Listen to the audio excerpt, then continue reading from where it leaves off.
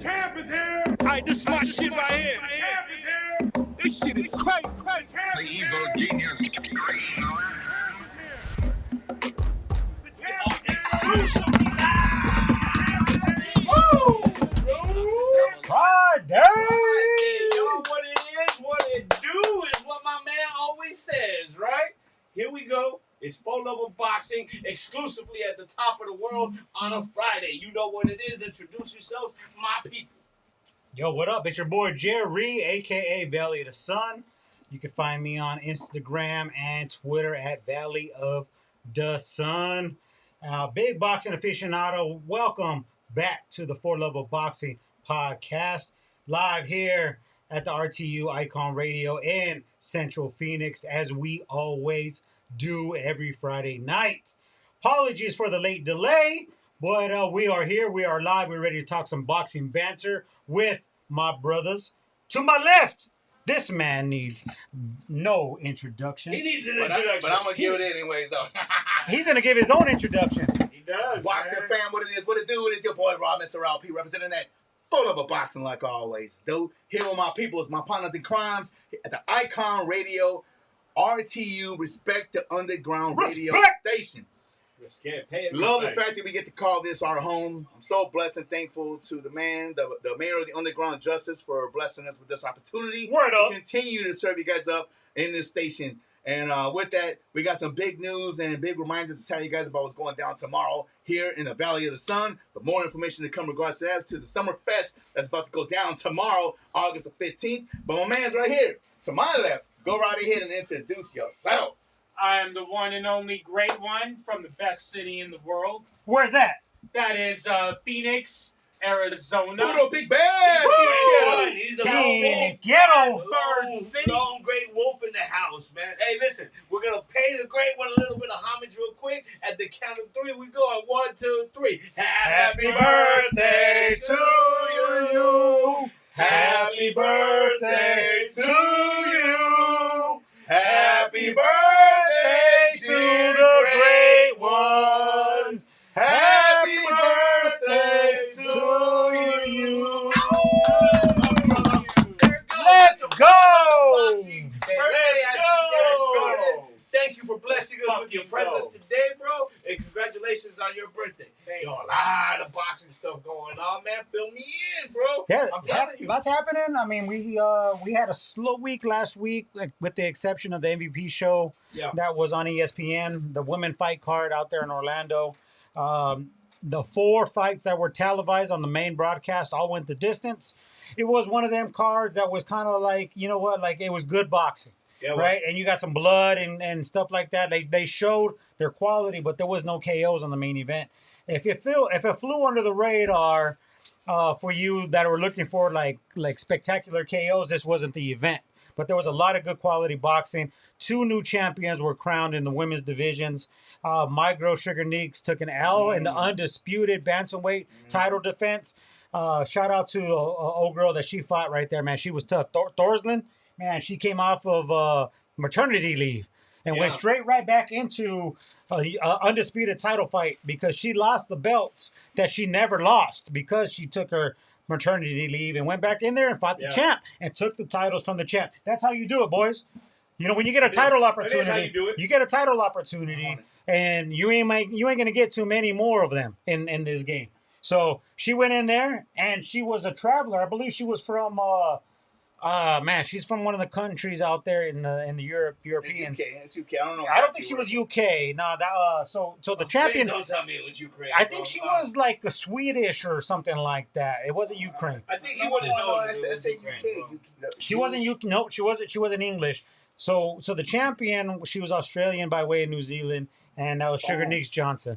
And oh my goodness, I don't care if she wins. Yeah, I know that. Bro, bro, I got a thing for Australians like he has a thing for Ukrainians. I really do. I mean, Ebony Bridges, Sky Nicholson, Sugar Neeks, and then tomorrow night, if you guys want to watch boxing on DAZN, the champion in the middleweight division is Kate Scott. She has 2 belts in the middleweight division in the women's middleweight, and she's defending against his number 6 pound for pound fighter, co-pound for pound fighter, and Clarissa Shields. T-Rex. Yep, T-Rex. The D. You guys see that shit today? Hold on. Did you guys see that shit today? I didn't. Where? What are we talking about? What are we Okay, talking about? so Clarissa. Speak on it, my man. Speak on it. So Clarissa Shields came in. She was wearing a bikini. She made 160, and this is the heavyweight Heavyweight women. champion. She came in. She was at 4 divisions down to come back to a division she hasn't fought in a couple years because she wants to show that she's a GOAT. But here's my point: she came in wearing a similar weigh-in outfit as an adversary of hers, a nemesis of hers that she's been back and forth with, somebody that she put hands on recently that went viral. And then she was wearing this feather boa, Hulk Hogan types, like over the shoulder thing. Oh, okay. That's So now what's going on out there in the social media, because I had to do my research before coming in live, was they try to compare her to Alicia Baumgardner. Mm-hmm. There ain't no comparison to Alicia Baumgardner. I'm telling you right now, Jordan Martinez can stamp that shit. Yeah. There's no comparison to Alicia Baumgardner, bro. If you want to try to wear something similar that somebody already did, You talking copycatting. Hey, you're talking about Copycatting. You're talking about the beauty of what they look on the outfit. Yes, right. But there ain't no even comparison of beauty on the yeah, outside yeah, other than the outfits, bro. Yeah, but Baumgartner is actually a hell of a fighter too, man. And that was an interesting situation. We actually did have a conversation about that a couple of episodes ago in regards to you were talking about that, about her following a suit. Because of the slap. Following a suit about her putting her hands on and stuff. And I'm like, yeah. I was like, the thing is, he's like, wait, that makes you look a sucker if you're a fighter. And I agree with you. I'm not gonna downplay that shit right there, great one. Yeah, you're But on the same note though, you gotta fucking put a flex because you're like, hey, what did you expect me to do? You want me to be a thug and fight in the streets and stuff and fight for free? I'm a prize fighter. I'm not gonna fucking take your ass in the streets. You want to fucking fight and fight me, BS. So Alicia Baumgardner already has a lot of outside troubles already with that failed drug test or popped whatever that she went over. She's already done doing with the bullshit, right? She's in the hot seat already. Yeah. That's what he said. And Clarissa Shields purposely made weight today comfortably. 159. That's interesting, bro. Comfortably. So and she it can looked be done. real healthy. It can be done. And she had... Wait, what? Why? You're going to argue down the point? You said it couldn't be done. It can be done. Hey, no, I'm not. Hold on. By a woman is By a different. woman. By a woman. That's a lot less muscle mass. It has mass. been done before. And this is the whole thing that I was trying to talk about. Like I mentioned beforehand, it's the Roy Jones effect. You can't torture your body and go and fluctuate. And I love the weight scale flippers like that. And David Benavidez has freaking been doing it very well as of late. But if he was to take the freaking the task to go up another 25 pounds, another 25 pounds at heavyweight, he may never fucking be at fucking light heavyweight or cruiserweight again. Maybe cruiserweight, but that's a big task and ask for anybody, bro. That's a lot of weight, if the great Roy Jones Jr. If your body's built smaller, if your body's built bigger, If the great Roy Jones Jr. showed a clear indication of failure in regards to making that possible, How? Roy Jones had to I am gain a intrigued. shitload of weights and then drop it again. I'm very intrigued how Clarissa Shields performs tomorrow. Walks around at 200 pounds. How great was he? 20 pounds? He was great. I was just pointing out to him how great he was, bro. Man, Roy Jones for was being the man. so great, the 75 dude, punch combo. the dude wear like cut off Levi's and some like flip flops in the MGM Grand Lobby, shit. elevator, ashy. Like, come on, bro. The only reason why I'm throwing him out there is because I was in that elevator with Roy Jones. That's right. I was like, that ain't the pound for pound former number one. That's right. I shared an elevator with that man. And I was like, bro, cut your toenails. You trying to be like Mr. LP? Hey, you know who I was in an elevator with in Vegas who was actually cool as fuck and shit? We were just talking about it. Because, listen, for a little bit of insight, me and Mr. LP took me to the Hall of Fame last year. We had I still ain't over it. I still ain't over it. I know. You'll get there next time, brother. I promise. No, I'm taking Josh. I got a chance to talk to the man that knocked out Lennox Lewis. I mean, it couldn't have gone any better. Hasim. Having said that, for anybody who knows The us, Rock. Still rubbing it in. Shame on you. He loves The anybody Rock. who knows us personally, right? They know Mr. LP is a germaphobe. this fool literally doesn't like touching anything if somebody's touched it. And if you go to his house, he's literally walking around counting how many times you touch something or if you're using a napkin or not, whatever. A lot of bullshit that goes into it. A lot of black lights at his house. OCD, Man, man. having said that, this motherfucker took me to the Hall of Fame and took me to the fucking hotel, which was the worst fucking hotel I've ever The been to. Mosey Wosey, huh? Look, he took me to the Orleans Hotel. Man, I taught you some better know, than bro. that. I know. I'm sorry. It was- On you. It I'm was sorry the- to the Orleans Hotel, but it was the holy hosting. shit. It was the hosting. Wow. Hold on. It was the Come hosting on. casino hotel. Do better. So that's why I say that because they're like we can hold your better. stuff in our storage in one of those hangars, but Yeah. or we can pick it up every day. Everybody does that. Either way, it's gonna cost you this much for that service. I'm like, bet I'll pay for that shit, but I'm keeping it in my room. I ain't gonna let you guys keep my shit inside. So I have boxes all over the fucking room, and shit, and I regret it. When we packed it up, I was like, oh my god. But you guys had a lot of memorabilia. Hey, hold on. Picked it up. I was like, oh my He is god. minimizing. Let me tell the No, story. since I'm a better I was storyteller. disgusted because Relax. we were bringing it back home. I was like, oh my fucking god. Relax with the story. I'm gonna tell everybody what the truth of Alright. this shit was. Here it was, bro. We literally arrived, bro.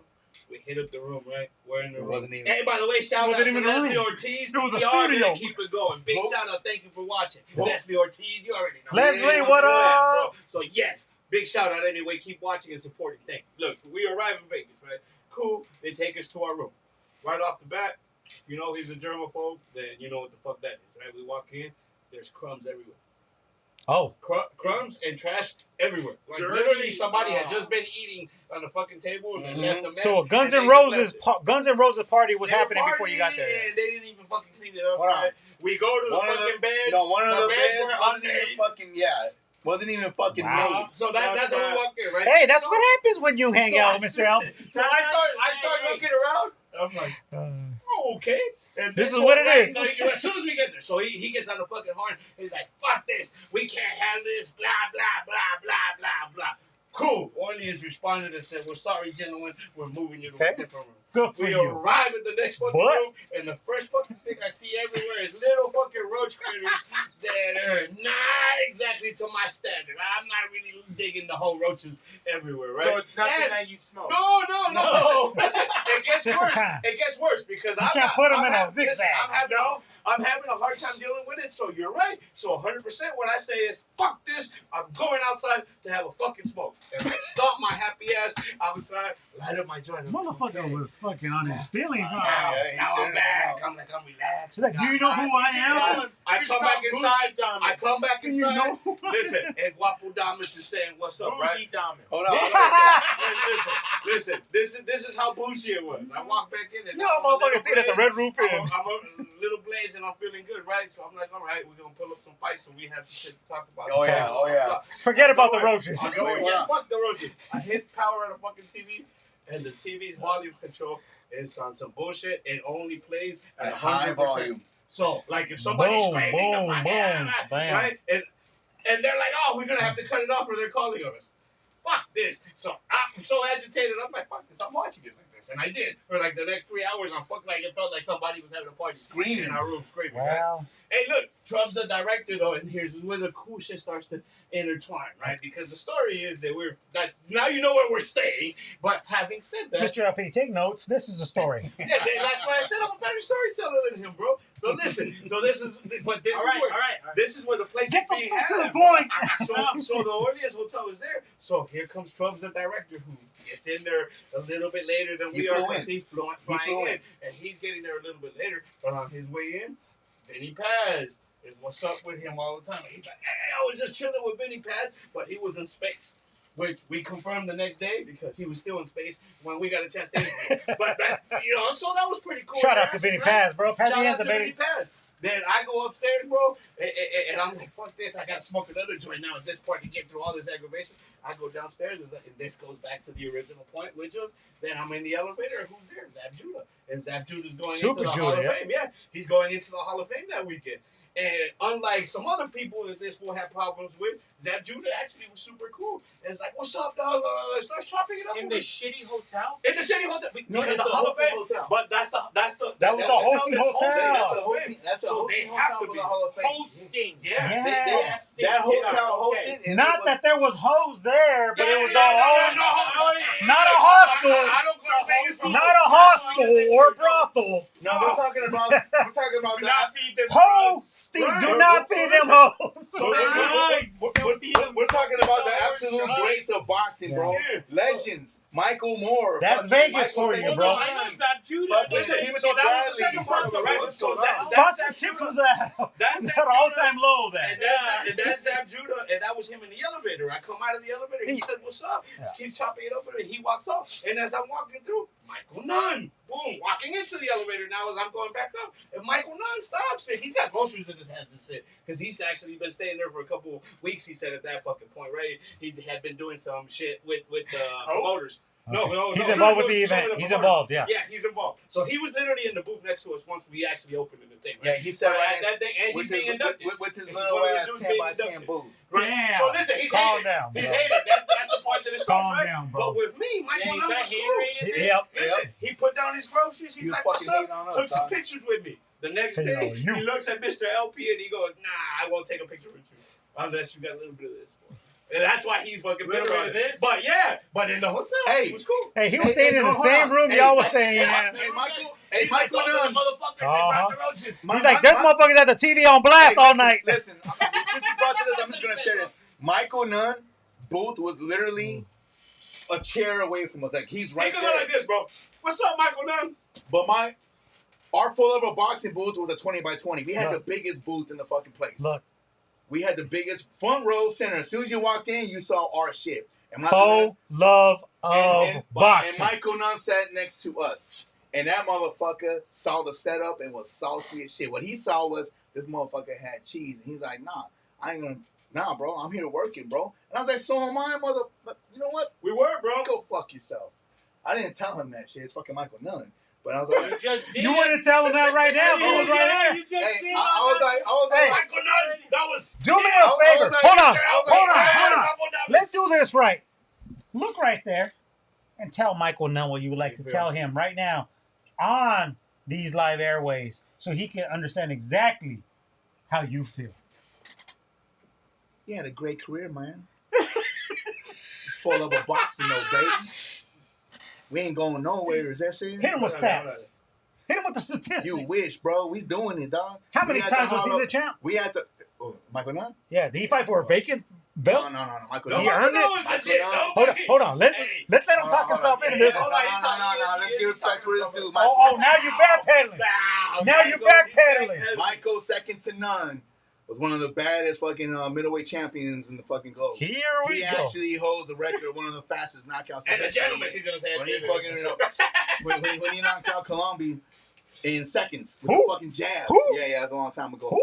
But when he was the reigning champ, he took on a young thug, rising star Who'd that be? who Tupac. made a splash. Tupac that, fucked that, him that, up, that, bro. that made a splash into the scene, becoming champion for the first time, knocking his ass out. And that's why I think I'm a bigger fan of that mofo. He's in my top 5 because I didn't know you were that kind of guy, bro.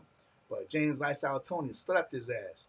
And I was like, now I think about it, every time I think about this Oh, you was moment, happy? hold on. Every time I think about this moment, I put that fucking fight on, see that knockout, I'm like, yeah, Serge, you right, bro. So listen. So once again, wait, now wait, listen, he's hold on. still- Hold on, let's Look, listen. The In story's only conclusion- halfway through. The Hold story's on. only halfway through. Oh, shit. We're not even done. We gotta Chill. keep this Hold going. on. Put a pin in that. So- You still didn't say what you were supposed to say. You just Oh, I just let him and everyone know that I watched him get knocked the fuck out by James Lights And he Out. was Tony. happy. He was happy about it. So I if put that Mr. on LP, to make me Wait. feel better about how he disrespected me. And he disrespected me. I'm Just for the record, I was not in a good mood. And he's about to go into this. It was Should've been in all a good mood. respect. The accommodations. We're in the fucking Hall of Fame. First off, the hotel, shit show. the Las Vegas, not Hall of Fame. Yeah. It was a shit show. Secondly, Whoa. the staff, it was just a makeshift. They suppressed our freaking setup from 2 days to one. Shout out to the Las Vegas Hall of Fame. He's a little bitter. He's a little bitter. It was.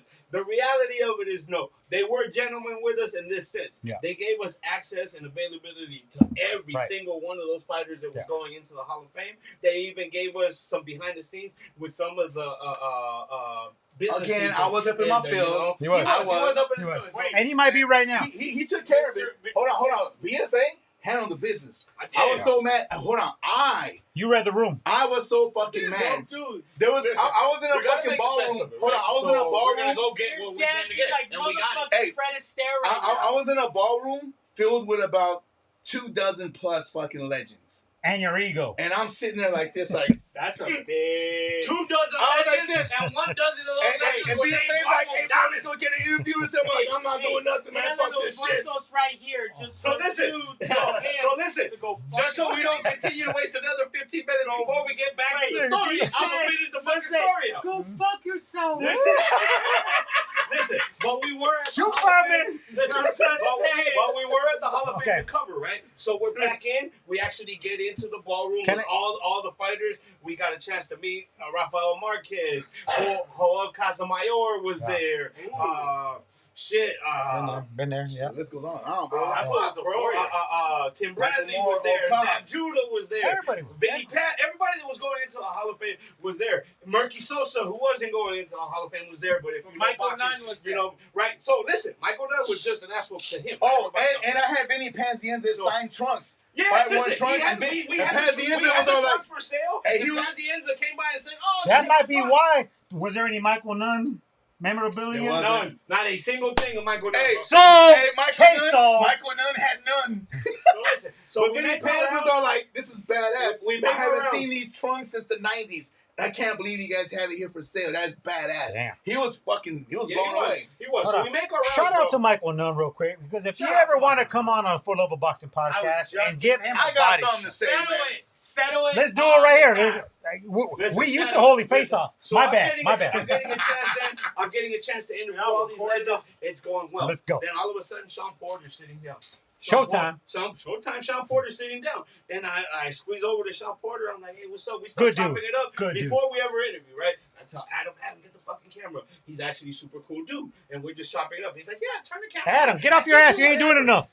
Turns it on, bro, and me and him start chopping it up, and we start sharing a couple moments on You know I boxing. was talking to a female. Listen, then as I'm then getting ready to conclude the interview, he leans in, says, what's up? And he leans in and he goes, listen, I'm retired. Y'all know Sean Porter's retired. He goes, I'm retired. I got some pimp shit where I'm going to have a young up-and-coming contender who's going to do some sparring with me here at the Hall of Fame. Okay. It'll happen tomorrow morning. This is absolutely closed to the fucking public. I'm inviting you, Word up. 4luvofboxing, Word up. personally Word to up. come out there. Just let them know as we get the entrance.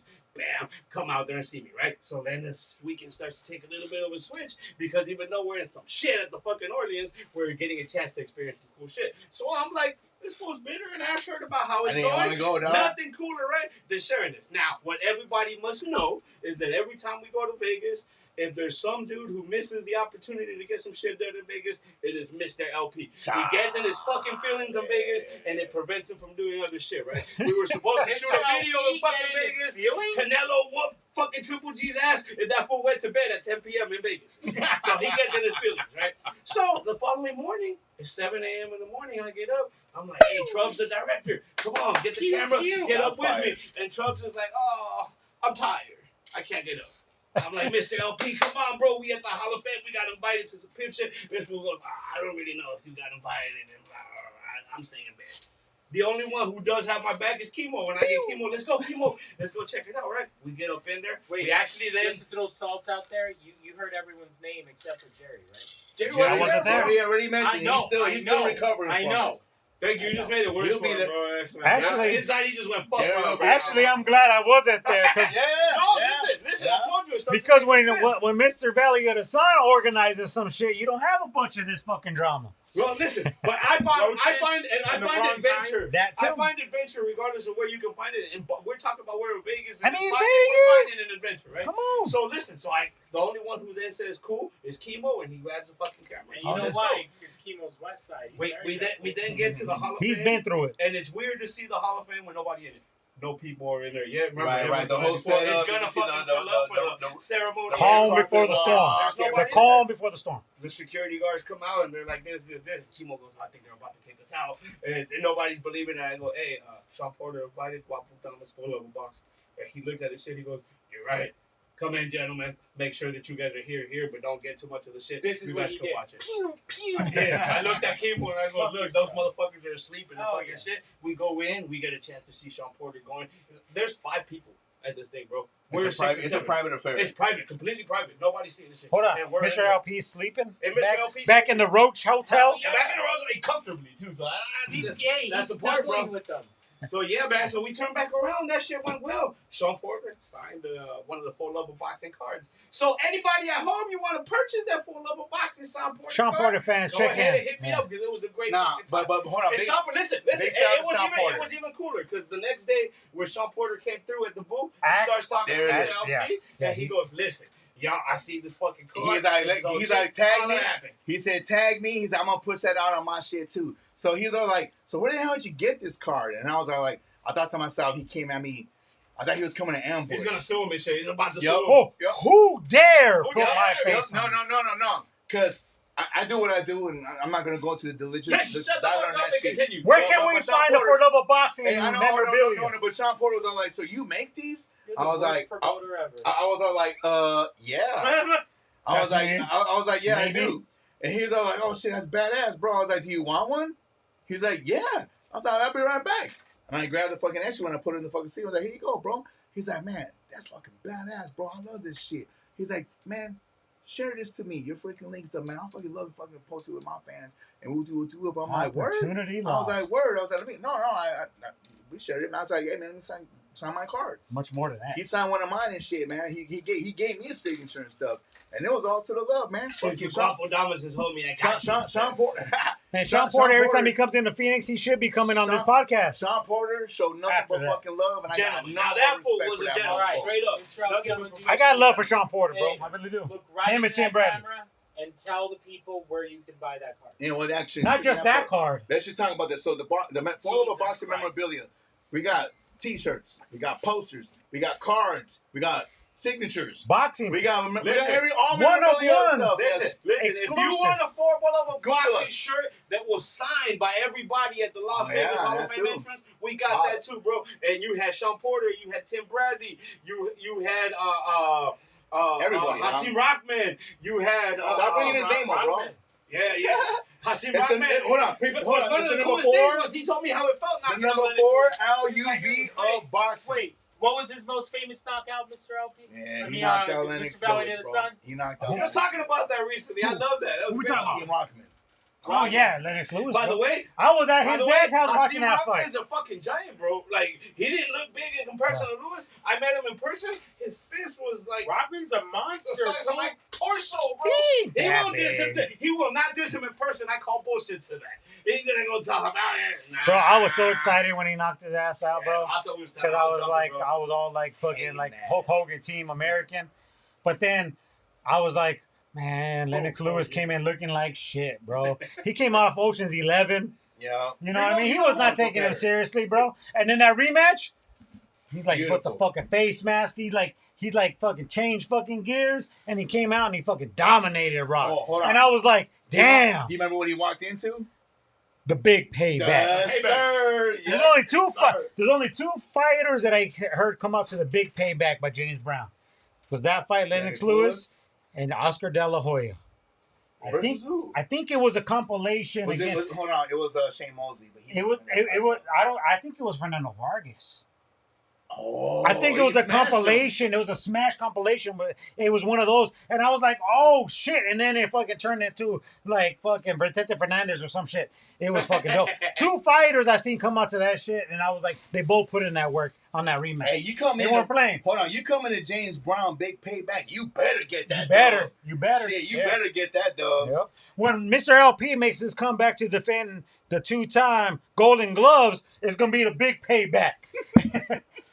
Let's talk about. Let's bring him back. Let's go. Bring him back. Well, Hasim Rockman for Oh, wow. Hasim Rockman versus Mr. LP. Oh, hell. He said, or Michael Hernan. or Michael, take it to none. I'll take Michael Nunn. Fuck that. He's more of my size and my fucking caliber. Hey, actually, I didn't say what up to him, didn't shake his hand, or greet myself to Hakeem Rockman because of that sheer fact. But I did fucking hater. see him. Jordan Martinez just tapping in watching. Yo, what up, Jordan? Hey, Hey, what's what up, El right Moreno? there? Bro, Hey, but I yo, don't know, but it looks pretty damn clear. God damn. Yo, Racing, bro. He's racing, bro. so we talked about Clarissa Shields fighting tomorrow on DAZN. All right. Is there anybody that can step to Coach Shields right now? We'll find out tomorrow. You know what? If Amanda No, Serrano that's- was 160 Okay, pounds, so on. okay, so we did our top 10 semi review 2 weeks ago. Not semi. We did She our was on picks. my It was our franchise pick. list. It was our catch-up, It was right? mid We did a review. franchise list. She was on my franchise list. Did you draft her? I No, did draft her. that was a draft. It was a draft. Did you draft a quote? I did. I dropped the course this year. Really? Okay, so she's moving down from heavyweight to middleweight tomorrow, and she's the opponent.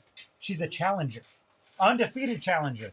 She's fighting the woman who has 2 belts at middleweight, but Clarissa Shields is going down 4 weight classes from heavyweight back down to middleweight tomorrow. Is it in the deep? It is in Atlanta, the ATL. It's in the ATL neutral site for Kate Scott, who's the belt holder. Another Aussie, which is how all this started. Because I got a thing for Australian women, apparently. I just went through the list of them, and man, they are all fine. I can't hate on him because it's a Yeah. blonde thing for me If too. So. either one of them 4 invited me to the party that you guys were going up against, I'm sorry, I'm showing up to your shit late. That's how it I'm is. sorry, Mrs. Guapo Damas, since you guys see that, but she already knows my attraction to some of them. I need a plus in the one. fight game, you know what I mean? Look, But- that asshole right there in Vegas calls my fucking wife and goes, "Hey, have you talked to your husband? Because we lost him at the MGM and he was talking to Holly Holm and nobody's seen him since." And then I lost Who? And that's great. I didn't get home till the next day, so my wife had some questions for me at that point. But I had actually lost my phone Wow. in the cab. But hey, listen, Holly Holm was amazingly cool ass chick. I may have gone a little bit more How? than I should have. I was grabbing her hip. How and did we shit, segue to Holly Holm? See, wait up. He didn't get to know her as cool. sharing his Wait, blonde. listen, He's a yes. yellow Once fit. again, we talk about. Ronda Rousey? We talk. Yeah, she's the one she that knocked out Ronda. She knocked that one. Listen, You dog shit. Here's the one thing that I told you. One of the things in Share Vegas is hands. also that Mr. LP is known for dropping the ball and missing opportunities in Vegas. We had a chance to really be cool with Holly Holm, but he decided to chase Terrence Crawford in the process and got dissed by Terrence Hey, Crawford. do we yet want again. to go No, there, no, man? no, no, Why no. you throwing Yet it? again. Hold on a second. Hey, why you Yet attacking again. me, bro? Hold on a second. We saved ourselves some time because Terrence Crawford is not a fan-friendly fighter anyway. So Holly Holm was the way to go. Oh, yeah. Terrence Crawford is not that kind of guy unless you're in his circle. And I'm going to put it out there. You know, we want to set something up with me and Terrence Crawford. I'm all for it. Man, there was Put that up. Put us as a co-main of him and There- Michael the Nut. And there was 2 times that mofo looked at me dead in my eyes and said, "Nope." You got it. And he literally fucking went back. Like he didn't have security in him, but he just looked at me. He was like, "No." The And he one fucking went time. through it. I was like, "Where this motherfucker even going?" I was like, "Are you fucking Great serious?" one. You know what happened that day? This fool tells me exactly that, and I go, "Nah, listen, look behind him. There's Holly Holm." And he said, "That's not Holly Holm." He said, "There's Crawford." It turned out to be Holly Holm. He saw, you got to look beyond what you can see. He was behind Holly Holm. Beyond and beyond. But yo, I had a couple opportunities to cross paths with Terrence Crawford, and the reason why I'm saying that is because he picks and chooses who he wants to settle Affiliate in himself because he doesn't want he doesn't maybe he's a germaphobe like Mr. LP. Yeah. Who the fuck You're knows? gonna appreciate But that. all I know is this. Is that most boxers, when you come to that point in your career, you want to be fan friendly, right? Yeah. The only time that I was able to get some back and forth with Terrence Crawford was because I was hanging out with Sulem Orbina at one of the weigh-ins downtown here in Phoenix. And I think it was Terrence Hooker, or not Terrence. It was Maurice Hooker, who was fighting out of the B&B camp out there. He was on the undercard of a Big fight. fan of Hooker, by the way, man. Man, You don't want to hook with a hooker. But yeah, Hooker came out, and Terrence Crawford was obviously the guy in that camp. And Sulem Orbina, who's the local legend, female contender. Big shout out to you. Homegirl doing her She thing. was like, you always an interview here. Crawford. She still does 100. She was like, hey Crawford, can I get a photo? And then Terrence was like, kind of looked around, and it was like nobody else around. And I was like, she's gonna be a future champ. And then he was like, all right. So he took a picture with her before he got into his personal vehicle. Yeah. And then I was like, Sulen, give me your phone. I took the picture that she posted up on her socials. That's what's up. That was the only time that Terrence Crawford was willing to take a photo with somebody in my area, because he had more than ample opportunities to do so for his fans. And it's not like everybody was approaching him like. He's not a very approachable person. And again too, when you get to a certain level, it's like, okay, like, it gets annoying. It's not like he was being overwhelmed. It gets annoying. I get it, man. I can understand. You got to give back to the community like Mr. LP does, bro. Yeah, you fucking have to, bro. You You got to give back to the kids, bro. community associated person. You got to give Provider. back to the kids. He You got to give back provides to for the a community and community. shit. So circling back now, tomorrow on the Zone, Clarissa Shields, his number 6, pound for pound on his list, is going back to middleweight to try to win 2 more belts. Only his list, by the way. Yeah. Yeah, no, you guys didn't have her in on there. No. But weighed in, no problems. Kate Scott looking beautiful as always. Australian. How did she look in the Hulk Hogan gym?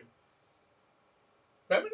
Hogan? She didn't look like Alicia Baumgartner. I'm just putting it Yeah. out there right now. Jordan Martinez can verify right now. There ain't no comparison to Alicia Baumgartner. If I was asked by Alicia Baumgartner to go on a triple date, I would invite Jordan Martinez over y'all. I really would. I really would. I love that. You'd be like, Remember, hey, hold on. You'd be like, homie, you're gonna send him this link. Yeah. Tag team back again. I'm the media guy. I just want to be holding the camera. That's it for me. Well, I mean, somebody could open the door. I'm you know? the doorman too. But yeah. So that comparison that was out there with Baumgartner's outfit, how she came out looking for a weigh-in compared to Clarissa Shields, stop it. There's no comparison. Don't even go there. It's not even a fucking debate. Clarissa Shields can come back to middleweight, though, and do something that's impressive. Like you talked about, dropping all them pounds, coming down in weight, male or female. Yeah. Males can't do that kind of thing, though. I'm going to give her props because I have not given her much. If she comes and does so in spectacular fashion. In spectacular fashion. Puts her in top 10? She might be cold, man. Cold 10. She could be. You're kicking Canelo off. You're kicking Clarissa dirt. Shields. We still got about 5 more months left in the year. We'll That's what see. he's doing. We'll see. Bring that question back to me. Fair enough. Bring that question back to me. Canelo's- So, Canelo's that's on the about Zone to tomorrow. Knock out homeboy from Canada. And Billy, yeah. So, Next victim of Canelo. but you're switching. You know what I can't believe? Oh, you know what? Hold on. You know what No, I I'm can't not believe? switching it. Hold on. You know what I can't Valley believe? of Hold the on. Sun. You know what I Wait a can't second. believe? You don't Valley have of him the in Sun your right top. there. You don't have Canelo in your top 10. You have him at 10, and I had him at 7. Yeah. That blew my mind too, dog. When you You guys are also like, have Clarissa Shields Hey, above him. And he's saying that he's bringing Clarissa Shields into his top 10. That knocks Canelo out. Canelo's at 10 for him. No, I said Cole. Cole. I'm going to do what he piggybacking. Yeah. Maybe. We'll see. In 5 months, ask me. That's We'll how see. I have him. Canelo's going to fight before then. So we'll see just what for the happens. record, guys, I know we talked about stipulations and stuff, but I think for the end of the year awards, we should keep it open and freelance in regards to exactly what we just did. But if we want to go No, ahead- exactly what you did. Moving forward, though, we can go ahead and lay out the freaking criteria so we can be more all on the same page. And I get it. There was a lot going on there and stuff. We're all, you know what I mean? But Let's ask the birthday boy to decide. Let's say Josh. In every other sport, does the male and female get included together? No. Thank you. Shall we- Wait, what? No, I want to hold on. declare myself for Yes. the WNBA draft. Yeah, wait. Hold on. Bunny. Yeah, no, fuck me, but I will take Sophie Cunningham though, any day. Hey, once again, Man, my little can blonde a says white it, bro. girl pop that booty any better than Sophie Cunningham? Hey, keeping it on the politically correct, but we have to pose the question now. If you're talking about Sophie Cunningham, was that white privilege? No. Me neither. It was tough No. NBA basketball. Wait, 100%. You know what it's called? Fine as fuck. That's what. You're blindsided. Yeah. So You're Cunningham blindsided. You're is- blindsided. He's not speaking because he don't know about Yeah. it. But, But yeah, no, I'm saying 100%, bro. That's no, part but of the game. wait. In WWE, they made it happen. You have co-ed, if you want to call it that. When the guy tags in, the guys come in. But they don't the got those girls belts. tag in. I mean, I you could guarantee you'll not- never see it happen in boxing. No. I'll never see Canelo Not- fight fucking Clarissa Shields. Yeah, No. yeah. Well, you might see they it, but it should. won't be a sanctioned. I might see Title. Tyson fight Clarissa Shields. No. Because he's kind of stumbling now. So he can still sell it out. Ali, you think you would see Ali fighting Tyson? Like that's not. I wouldn't pay to see that. So we're moving on because there's Listen. a big fight week next Bro, week. what was that? Listen. Hold on, was that 30 minutes right there, bro? No, it's already beyond that. We So, way past it. catch up, my friend. Listen, man. before we move on, 4luvofboxing does cover boxing, man. And I would like to think that we are able to cover every aspect of boxing. And this is the one time that I'm going to take a little bit of time and get serious on everybody. I want to wish condolences to the family of Richard Colon. Yes. Thank Man, you. if you don't know Thank the story of Richard Colon, look it up. Sad story, man. Such a sad story, how it played out, man. He, for just to kind of cut it a little bit short and letting people kind of know what happened was he took some punches to the back of the head. Several. Yeah, several, where he then collapsed with a It unfortunately affected his entire fucking life. I think he was in a coma for 2 years after that. When he came out in a vegetative state. Just recently, he had come out of the vegetative state where there's some videos of him actually doing some actual boxing work. I mean, it was limited to what he was doing, but you could see progress finally happening. And then just yesterday, news came out that he passed away. And he passed away from complications from that. And so very sad day for boxing. That's a shame because there's no health benefits in boxing. And that's been one of the debates for a very long time. And that's one thing that we talked about, maybe try to form a union, so you can try to get some of them benefits because there's so many hands in the cookie jars, a lot of promoters, there's a lot of, like we promise you this and that. And that's why they get high paydays because they don't get benefits.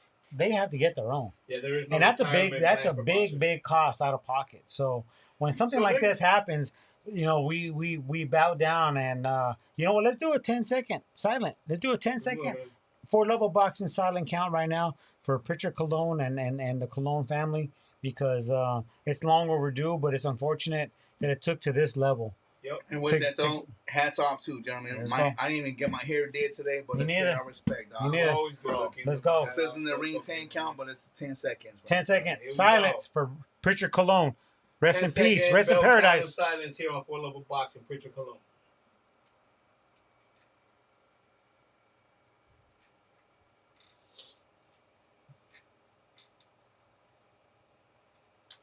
Rest in peace to you, brother. Always be remembered, champ, for always. From heaven. Nothing but respect, man. Damn. All right, listen, now we can move on. We definitely had to give, a homage and a respect to Richard Colon. Such a important topic that needs to be get even brought up even more as to how it goes, man. I'm glad But, you brought that up. we are moving on. It is a boxing banter show, so we can now move on and say there are a bunch of big fights coming up. And Valley of the Sun, let me know what it is, man. Yeah, so we got a couple local fighters that are doing the thing here locally. It's been a little quiet time here in the valley. We were hot for a second. We had a lot of shit going on. It was packed. We had a busy schedule, and then we took a little slow period right here because it's hot, and you got to take some time to find some shade. But it's starting to pick up again because the sun is setting a little sooner than it was about 6 weeks ago. And so shout out to the Fuentes boxing team because they got a couple fighters fighting down there in San Luis next Saturday. Rio Colorado. Yep. And shout out to Jordan. Shout out to his brother Chapo. That's going to make a professional debut. 2 brothers on the same card. That's a very special thing. So we want to give a shout out to both of y'all to come out there and do your thing. The Martinez brothers will be victorious. We want to extend a special invite so you guys can come out here the week after you guys put some whoop asses and let's talk about what's next because we are hearing rumors in these streets because there's another local fighter that's going to be fighting in a couple weeks out there in Philadelphia. Yeah. And he's gonna be putting in. He's been something putting in. a little bit in the wind. He's been putting in some work out there. We And that's talking Danny? That's our boy Danny Barrios Flores, bro. He's gonna be putting in work out there. Barrios. He's gonna be traveling back out there to Philly, the tough fight town of Philly, and he's gonna represent Arizona out there. And I think he might be headlining or core headlining that event. And we'll get you some statistics because I believe that's the first weekend of September, the week right after that Jordan fight. And then we'll follow up with you and we'll give you some details of how to watch Danny's fight. But much love to both of them young cats for putting in that work here locally, representing Phoenix AZ. Very much appreciated. You guys will be victorious. I'm going to take a page out of your book for one. Yeah, Take but shout out to the Martinez big brothers shout out to the and family Martinez and stuff, brothers. man. Be victorious. And we've been supporting Jordan from day one, and you know what's up, brother. Got nothing but love for you, and with your younger brother freaking following your footsteps, we support him 100% as well. You know, we family.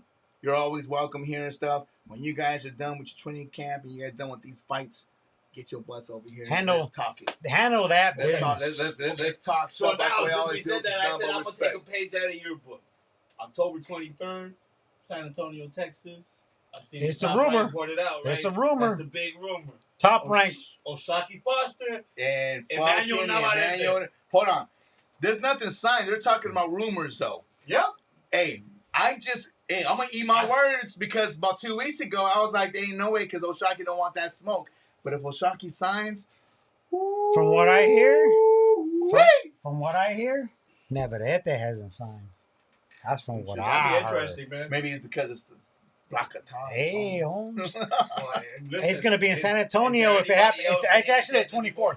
October 24th. First off, Saturday. Oshaki comes here all the time, bro. Why the fuck did they make that shit Big Bad AZ? Because then it'd be Neutral Oh, site. yeah. Neutral It's an site. advantage Yeah. for Navarrete, Because bro. there's Navarrete fucking favor over here. And there's Yeah, no it is, taxes in Texas. Yeah, that's Business. nice, bro. So it is Business. business. They're gonna take care. I think it's a rumor, but I think it might happen. Yeah. Then my other second rumor that may happen is Mr. LP's favorite boxer, Jake Paul, taking on Edgar Berlanga, Mr. LP's other favorite boxer. So we'll see how that shit plays out. No, Wait, we're not. How can Jake That's on Paul Netflix, is what it's saying. be Out of his catch weight. favorite boxer when he's not Ukrainian? Nah, he's Yeah.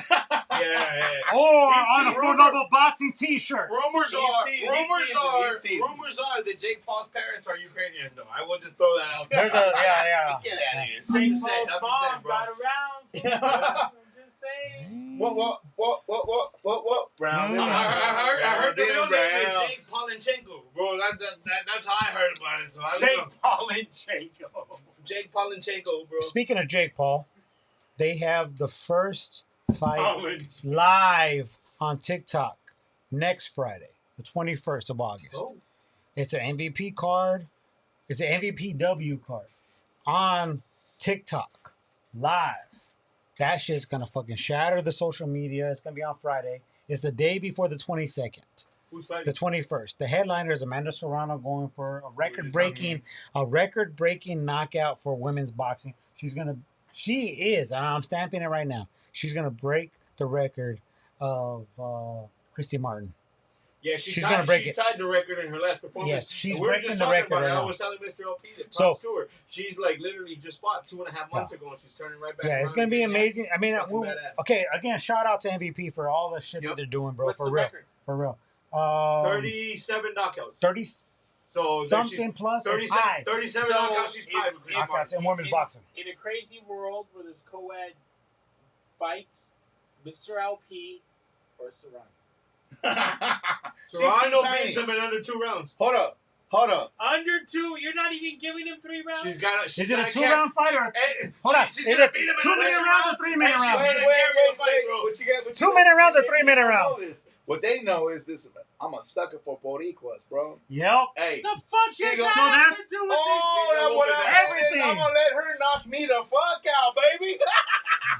Listen, This is gonna be it pounding wouldn't go me. 2 rounds, Yes. and she's gonna carry the fight. Pound bro. me. That's all I'm just saying, bro. It'll be all for charity. She's gonna kick you in the face. We're all for over the being place there. in this episode, guys. Yeah, you That's know, not good. Amanda. That's what makes Shout out boxing to matter, Amanda right, bro? Serrano though, because this would be or 7 weight divisions that she's conquered. She couldn't get to the 8th. She's already at 7 times. Yeah, 7. But she couldn't get to the 8th because of one Katie Taylor. Who has Which her is why finale. it's bogus. Don't go there. Has Clarissa Shields Yes, I know in the it. fucking top 10, Yes. and Katie Taylor's fucking got the best resume in fucking boxing. So we've been representing women's boxing all over today's podcast. Episode 120, we've been mentioning women boxing. We love it. Katie Taylor needs to be talked about on this podcast because to me, if I were to put any woman in my pound for pound, it'd be Katie Taylor. She fights September 3rd or 4th, whatever that Saturday is.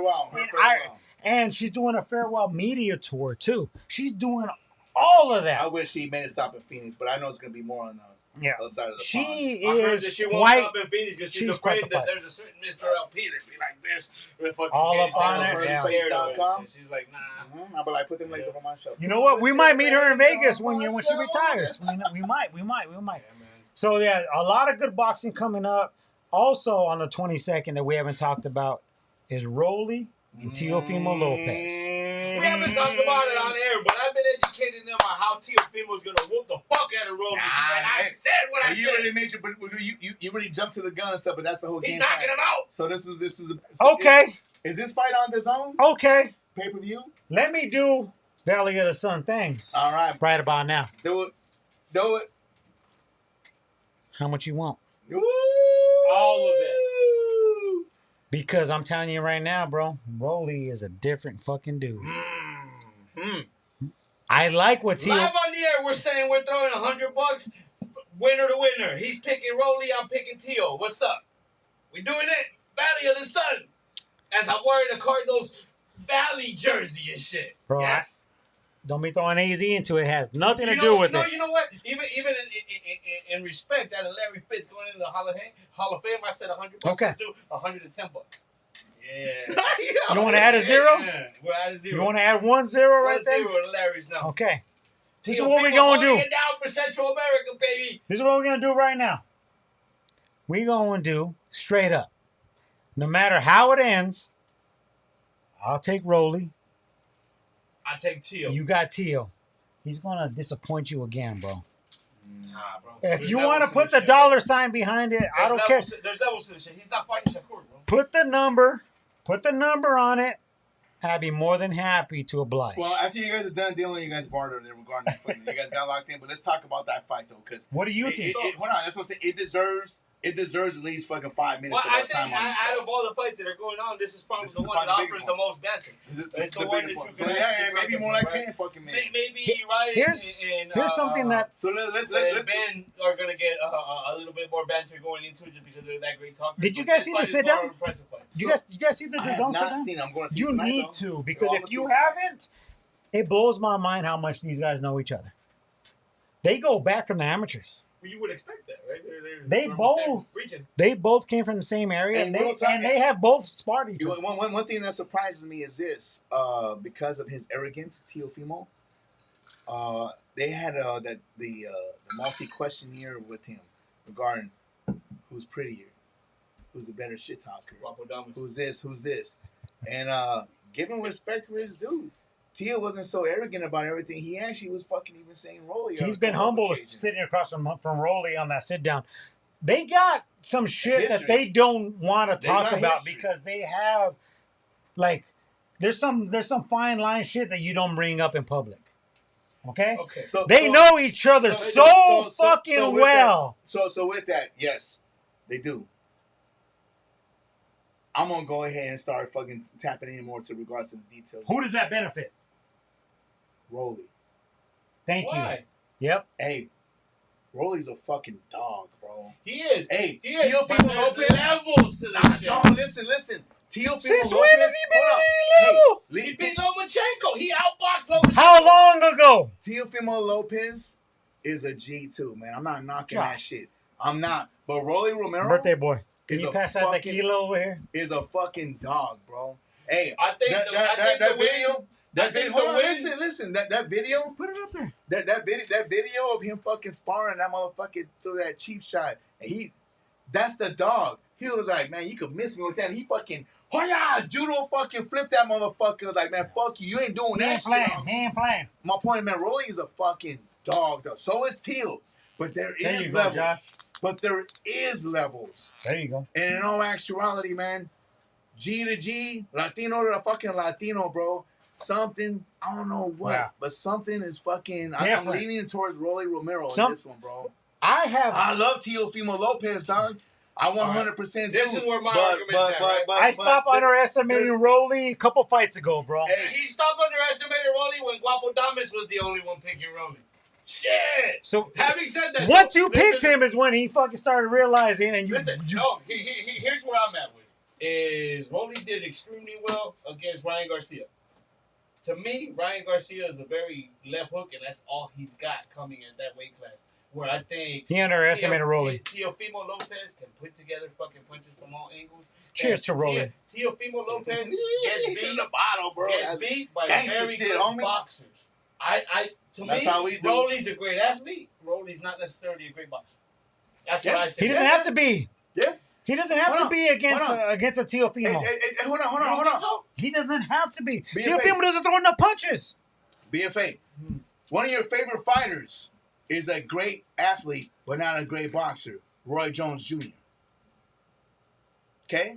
Yeah. Ashy as fuck in an Wait, elevator. wait, wait. Sometimes the ring IQ is not relevant if you have enough fucking other fucking attributes to fucking lay on the fucking table and shit. Like And what? Rolly Romero does. He's not as fast. He's not. He doesn't have Per the se from reflexes. what, though? You're He doesn't basing that on what? He doesn't have the reflex of a fucking Roy Jones. One He's win not against fast. Ryan? No. What else? I mean, Give me the other performance. Well, first off, he was winning fucking his fight versus fucking Tank Davis. Cool. He got Until he knocked got out, right? He did. He did. Got knocked out, Until right? he got- So the fuck. Going for it. He tried. Going for it. He tried. Got knocked out. He went He for beat it. Pitbull? He did. No. How do you do against Pitbull? He beat Pitbull. He beat Pitbull? Yes. Which Won the just title? I mean, it again. might have been a vacant. But here's the thing. We know how I feel about these guys. Right. So that doesn't really Right, say listen, anything. to me, the loss against Tank is because Tank does have that high skill. The beating of Pitbull is because, like you guys have told He me, does not, bro. Pitbull's He skill just has level that- is not to that high He level. just has a high power. Teofimo Lopez is that high level, bro. But So- he hasn't And shown he it at fight- 47. and He, fights up He for has big not fights. shown it at Now, 47. the At one 135, dude he did He has that not for shown it at fight 47. was Shakur, and Shakur's doing And that that was to at everybody. 140. Hey, at 135, he beat Lomachenko. Yep. Mad respect. Yep. Mad respect. I'm not knocking At Teal, bro. 140, I'm not. He beat Josh. Mad fucking respect. He beat the two top fucking dogs in both divisions. Both back of to those back. wins are Josh- better than anything- Josh Taylor was anything not that top Rollins ever for me. done. And if not for the fact of the fucking ABC fucking shenanigans, Josh Taylor was No, not top for me at that time. that should have been fucking two-time fucking undisputed champion for fucking Teal. I'll give him that. But now he's at 147, and I don't think he belongs there, bro. I think he's in over his head. We'll see. Let's talk about this. If Tio knocks out Rolly at 47, start talking about Teofimo in the Boxing Hall of Fame, not just Vegas. You think Three that a win over divisions. Rolly, though, would be what would put him over into the Hall of No, Fame? no, no, no. That's He the beat start. Lomachenko Listen already. to me when I tell you. Multi-division. Three divisions. Multi-division. Three That's- division. Just like why That is a talk just to get into the conversation. Wait. He's Just not why- even done with his career. just why I have Gabby. But has In my he top beaten 10? Jake Because- Polachenko? No, don't Lomachenko in there, bro. Hey, Joshachenko, enjoy your pizza and your tequila over there. Happy Listen birthday. to me. happy birthday, When bro. Tio beat Lomachenko, My man's over Lomachenko here, was hey. still Lomachenko. My man's over here. This is his birthday Now, weekend. and if he's you're still asking doing me it, how hanging Tio out would do with us against in the Devin station. Haney, I think Styles make fights, and I think he does horribly against Devin Man, Haney. Devin Haney doesn't even deserve to be in the conversation right now because he's ducking and dodging. He's trying to fight somebody, and somebody doesn't want to fight him. And then Keyshawn's Keyshawn back Davis? in it, and then Keyshawn's out. He's Keyshawn back backed in. out, man. He's back in, from what I hear. They're trying to negotiate on their own. They don't want to be stronghold by nobody. He ain't fighting nobody right now. All right, He Tio should try to figure Tio out how to and fight Rolly Tio. is. Let's talk about They're that fighting fight. each other. They should Yeah. try to Let's- figure out how Are to you fight sure Tio. this guy's Yeah. name isn't Rolyachenko? Yeah, that should actually fucking roll nice. Speaking of which, for the record, okay. this is the first time that anybody other than Guapo Damas is giving Rolly props on this show. I'll stick to what I said. Lomachenko is coming back. Central American For the bias, bro. record, he is coming back. Here we go. Who the fuck is he gonna fight at 135? Anybody? He's Who? a real Chenko. Who is The Lomachenko winner- gonna fight the at winner 35? of Navarrete no Shaki. No, but he needs to fight now. Yeah. Who does he fight now that doesn't have an opponent, dance opponent? In all honesty, bro, I don't think the fucking Emmanuel Navarrete Oshaki fight fucking happens. I really don't. And I think I think it is. Lomachenko- It's got money. And I think That's why I and, think and it'll I happen. think Lomachenko should take on one of them cats, bro. I actually So think that- Lomachenko's fucking cop blocking. Is Yeah, what that's I'm he said. hearing. That's what he said. Listen, to me, I think that the Navarrete Oshaki fight does have a big chance because I think this is the biggest payday that either one of them can get. This is now at a spot where both of them or their careers were fighting each other. That wouldn't make any more sense any other time. Would that be Right for 3 now, they're belts? both at a spot where, bam, Three of the four belts Three of the 4 belts. Yeah. at 130. That'd be, I mean, like, That's how do you beat that? You know what I mean? Like, that, Yeah. that's, And there's a rich boxing history in San Antonio too, so it'll be a big event. Texas has been clamoring for some boxing in Texas, in San Antonio area. Shout out to our homies in Texas. Man, that's a big boxing community, bro. If that fight happens in October, that's going to be a big I- turnout, that's bro, for real.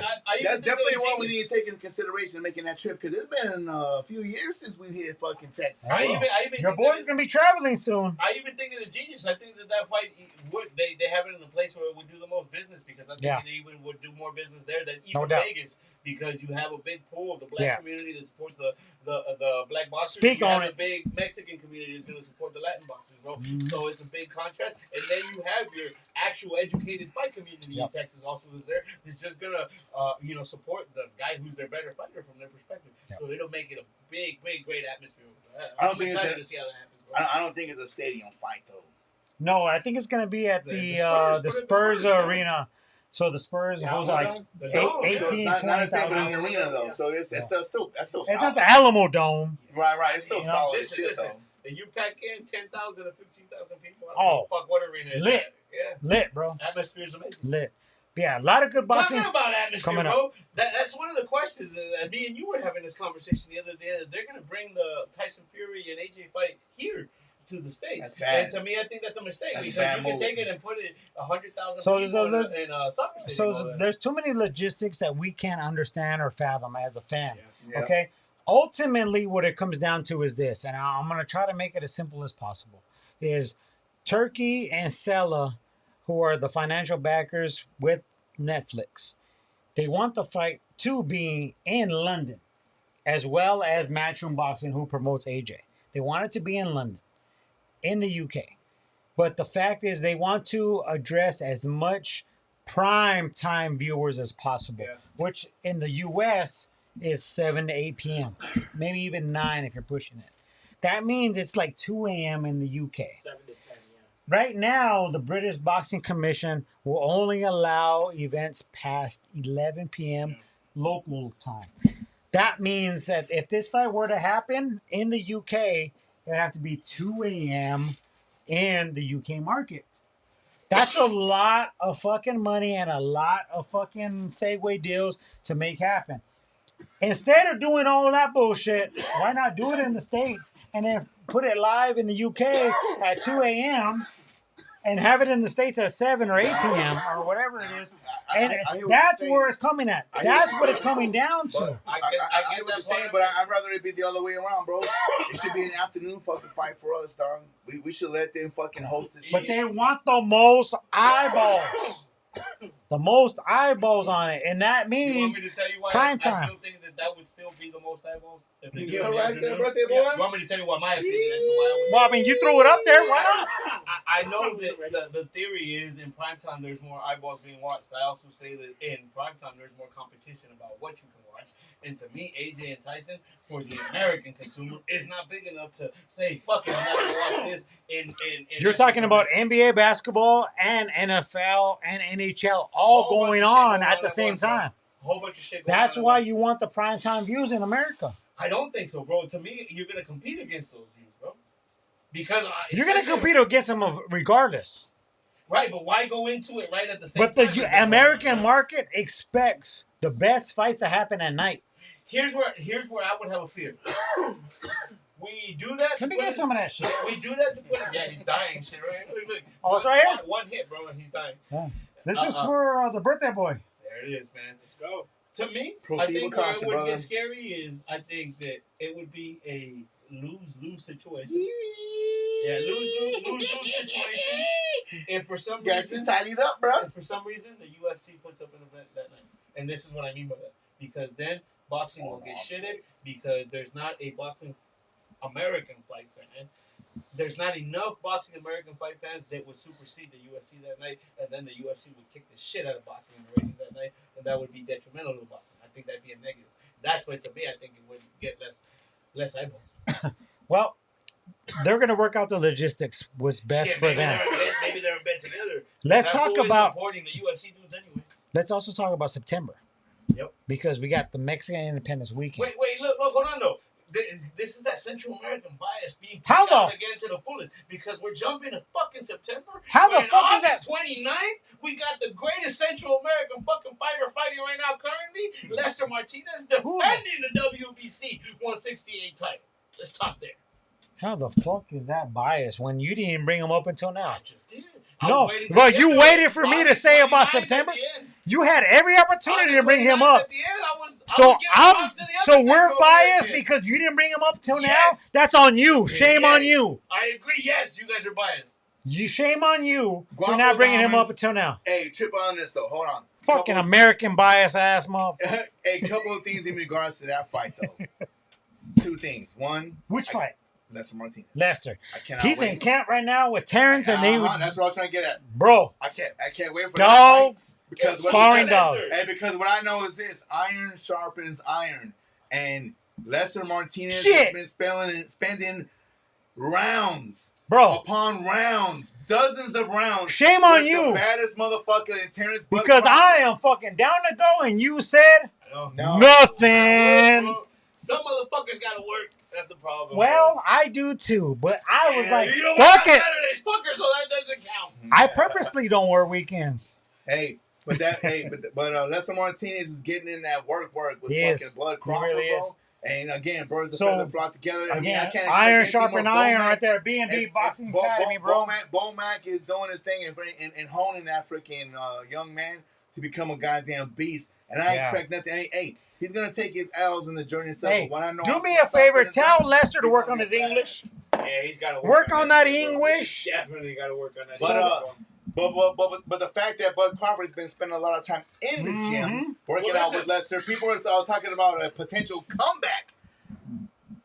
This With No, Bud Crawford. he's And not I- coming back. And I hope No, he's no, coming no, back. no. And I hope, Canelo, and I hope remember not. who told you? There's too much money there today. Bud Crawford I is hope- not and I coming hope- back. And I hope Remember not. who told you? Great Bud Crawford is not coming back. Bud Crawford has absolutely nothing to fucking prove.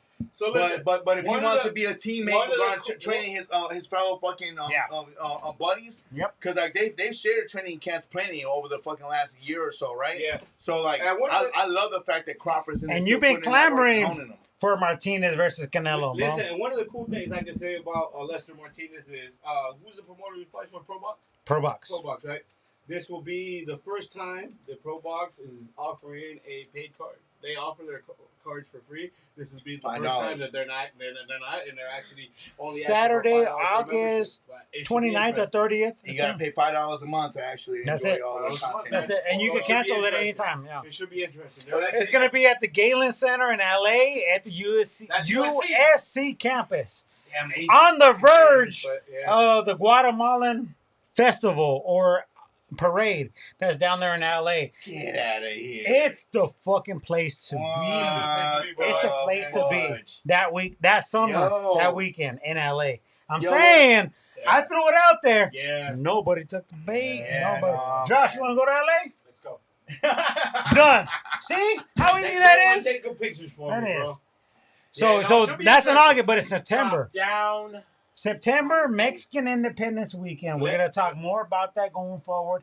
But we're talking about September 12th. Lester knocks out Plantage, and Canelo knocks out Infinity.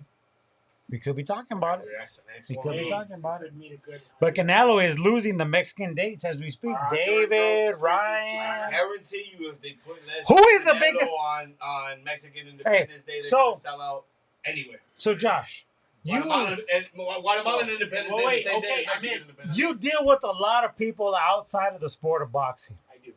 Does anybody ask or mention when you talk about big events, Cinco de Mayo, Mexican Independence Weekend? What do they relay that to when it comes to boxing? Does anybody mention, oh, who's Canelo fighting this weekend?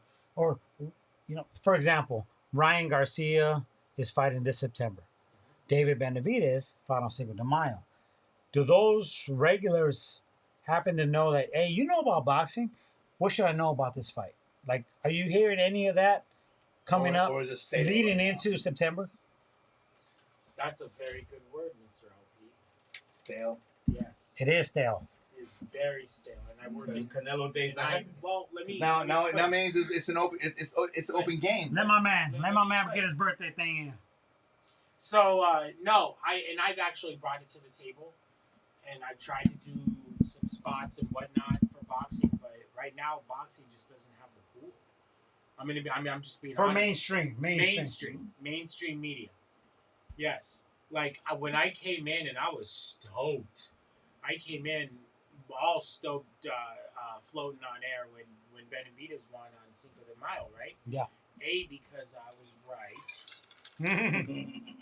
Okay, by what, 10 seconds? And Which yeah, I believe makes the prediction wrong. come on, I man. give you that your is props the- on. I think they're I give you wrong. your I've been props off my round before. These motherfuckers Oh, don't let me claim come it. So. on.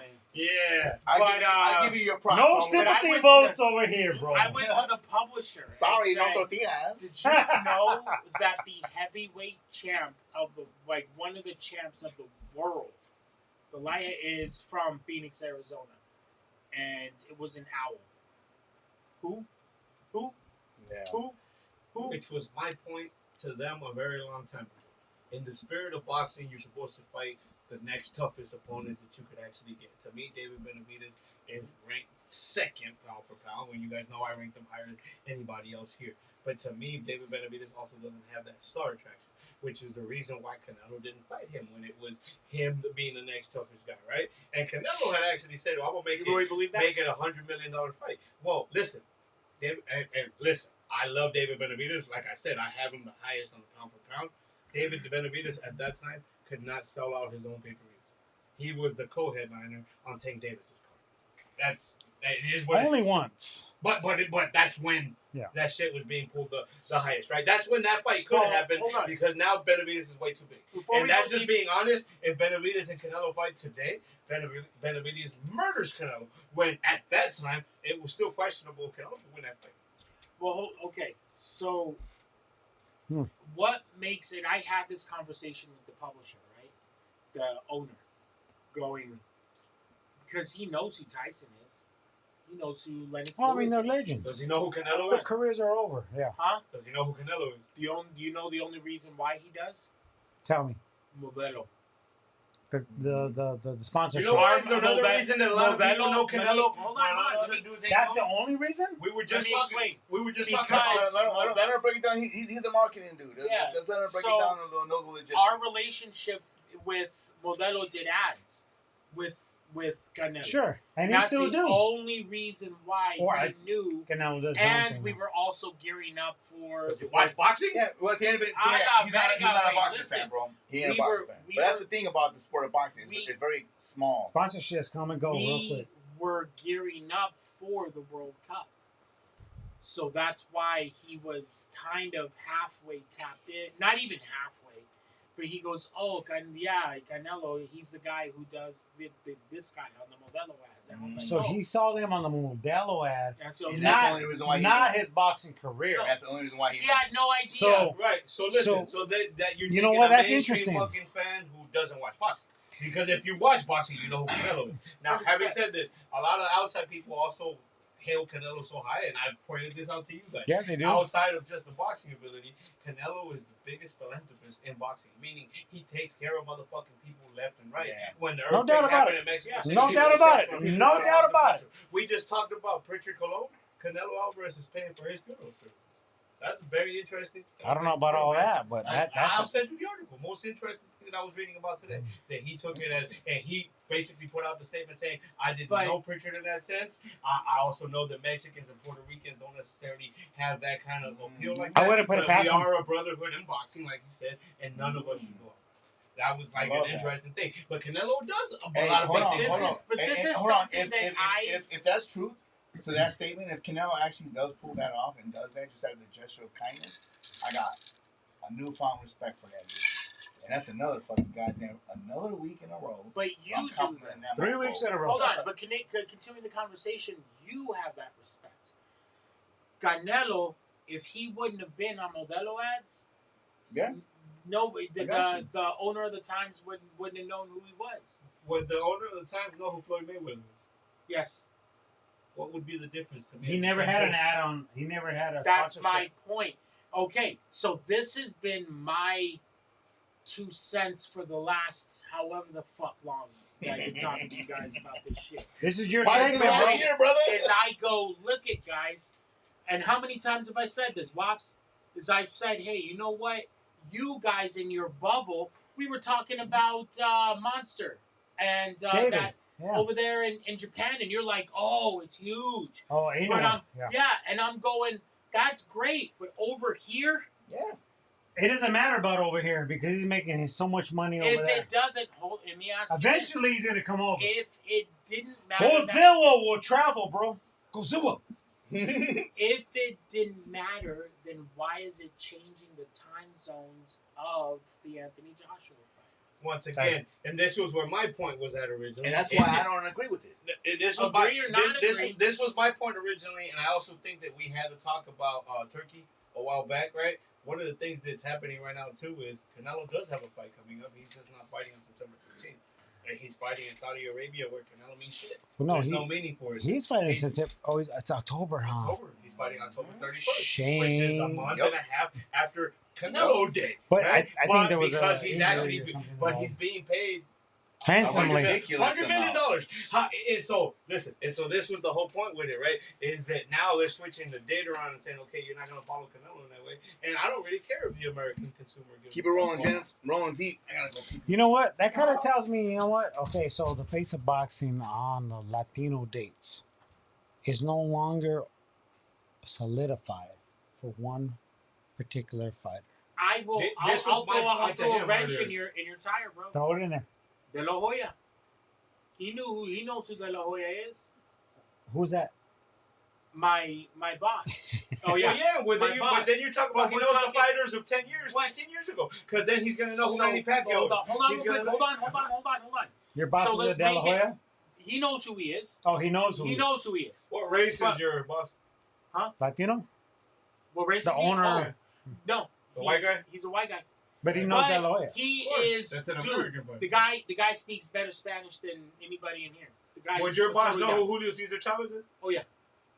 That's my point. Okay, so let's talk about it. How does he, if you were to take, so let's say he was in his 30s and 40s when these dudes were in their heyday. In the prime. We were in our teens, right? Okay. What's the difference then? And media didn't reach like it does now. Okay. Yes and no. This is what. No, it doesn't. No. But listen. But back then, for example, boxing was on Wild World of Sports, and there was only 5 channels. So if you were on boxing and you were on Wild World of Sports, you were being seen, and you were being seen at an insane number of the country. Wait. You know where Tyson fought? Tyson fought on pay-per-view. That's where Lewis fought, was on pay-per-view. De La Hoya fought on pay-per-view. They paid $50 to watch these guys. You know, they still pay for Canelo. No, $8 for Netflix? Does Canelo still not sell out on fucking pay-per-views or not? I'm just saying he's still selling. Yeah, he's on Netflix. Netflix not is all the time. Most fucking rated fucking fight of all time was Canelo's fight with Crawford. It was on Netflix. Yes, that's my point. Is that how is that one of the biggest fights in history? But mainstream, one of them, right? Mm-hmm. But mainstream still hasn't caught it. I think they did catch it. I think that was the fight that was mainstream. So wait, let's talk about it. This is what I mean one by of the that. most mainstream guys that I know only knows him from. Who are you Ads talking on- to? Who's your audience?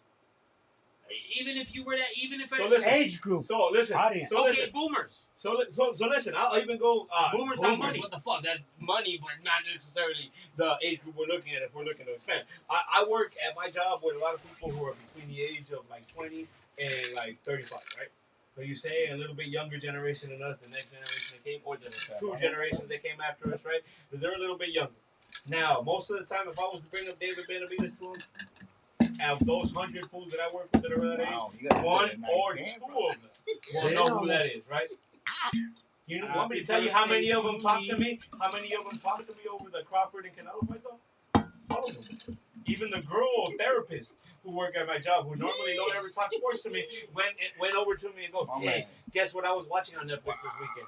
I was watching something that's up your alley. I was watching the fight." Now you know what fight he did know about, or who he does know about, and I fucking Paul. hate. I've been telling And Mr. I Abdul- fucking I've been hate. telling, But like I I have been said, telling so Mr. MVP, forever. MVP is doing big things, and I got nothing but respect in Get regards to off what there, they do, dude. dog. Like, I get it. But if Don't you listen could to him. We combine, still have a fucking Jake fucking t-shirt. So we do if you could combine what Jake, and I don't know what he's doing correctly or what he's not doing. I'm just saying, if you could catch the lightning in a bottle that he's doing, okay, I'm a genie in a bottle. and combine it Hey, I with was sitting there the whole time. an I Anthony don't know. Joshua, right? Or combine it with I don't know who that was. Terrence Crawford, right? Just be careful. I don't know if it was like a Well, booger rag. Why I can't don't we know, bro. do that I'm anymore? just saying, I don't know if it was a booger rag or who the fuck was just Yo, sitting can there. you guys not be speaking out loud? I know, my bad. I apologize. My bad, guys. That's so disrespectful, bro. But Yeah, it's make all your good. point again, bro. But okay, Oh, really? so My bad, guys. they were their own celeb. We can agree that Jake Paul is a celebrity who boxes. Yes. Correct? Okay. Carry on. Skilled. Who He's else? skilled. Who else was I'm the not going promoter? to take that. Yeah, okay. Yes. Okay? But he's just a celebrity. Just like Don King, right? Was a promoter, Okay. right? So, whatever Jake Paul is doing is working, as much as I hate it. Okay? But the average person, I bet you if we were to go into Fashion Square, one of the only malls left, right?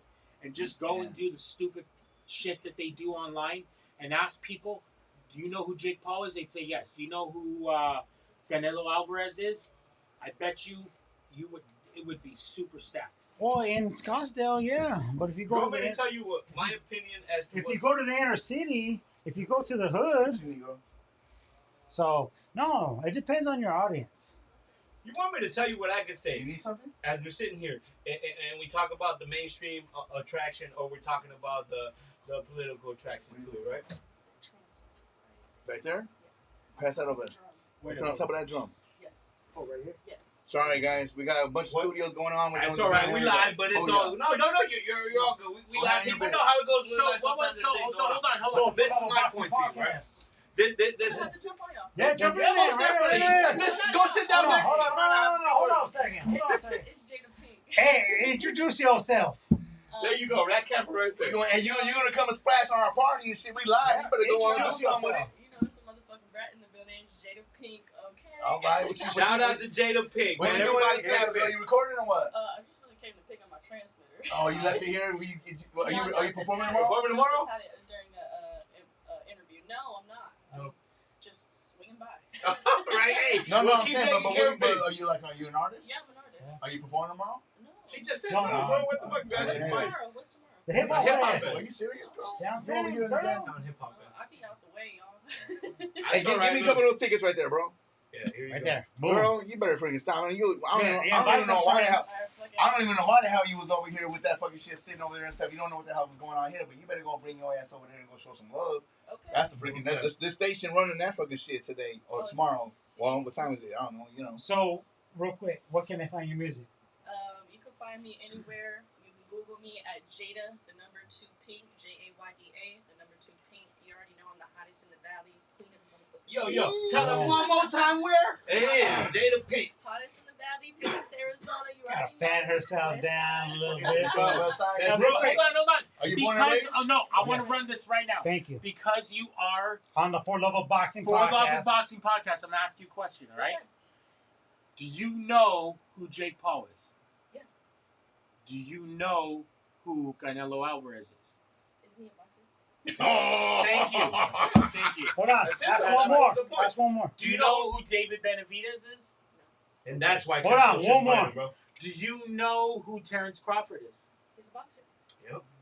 Huh. My point All right. exactly to the beginning. All right, Thank you. girl. Thank you so much. Anthony No, John. listen. Anthony, The only reason why I asked do you you well, know I who wasn't Anthony- on the air right now, but Wait. we had asked the question about if the sport of boxing Sorry, was girl, going you came in mainstream, and crowned our which style, so boxers we're gonna would get be you out of known. And I actually literally told him, I go, Canelo Alvarez, Terrence Crawford would be known by the mainstream, where David Benavidez would not be known. And that proves the point perfect. But she Exactly. knows who Jake Paul is. Just She Well, does. barely She knows does, who but Canelo she is. does. She does. But No, check no, this no. out. Maybe you Check did this out. something wrong. You're fine. Yeah, Yeah. Matter of fact, no, you're very no, black. beautifully Hey, said. It makes you're sense. hot right? as shit because you proved my point. This is where my point was to them, though.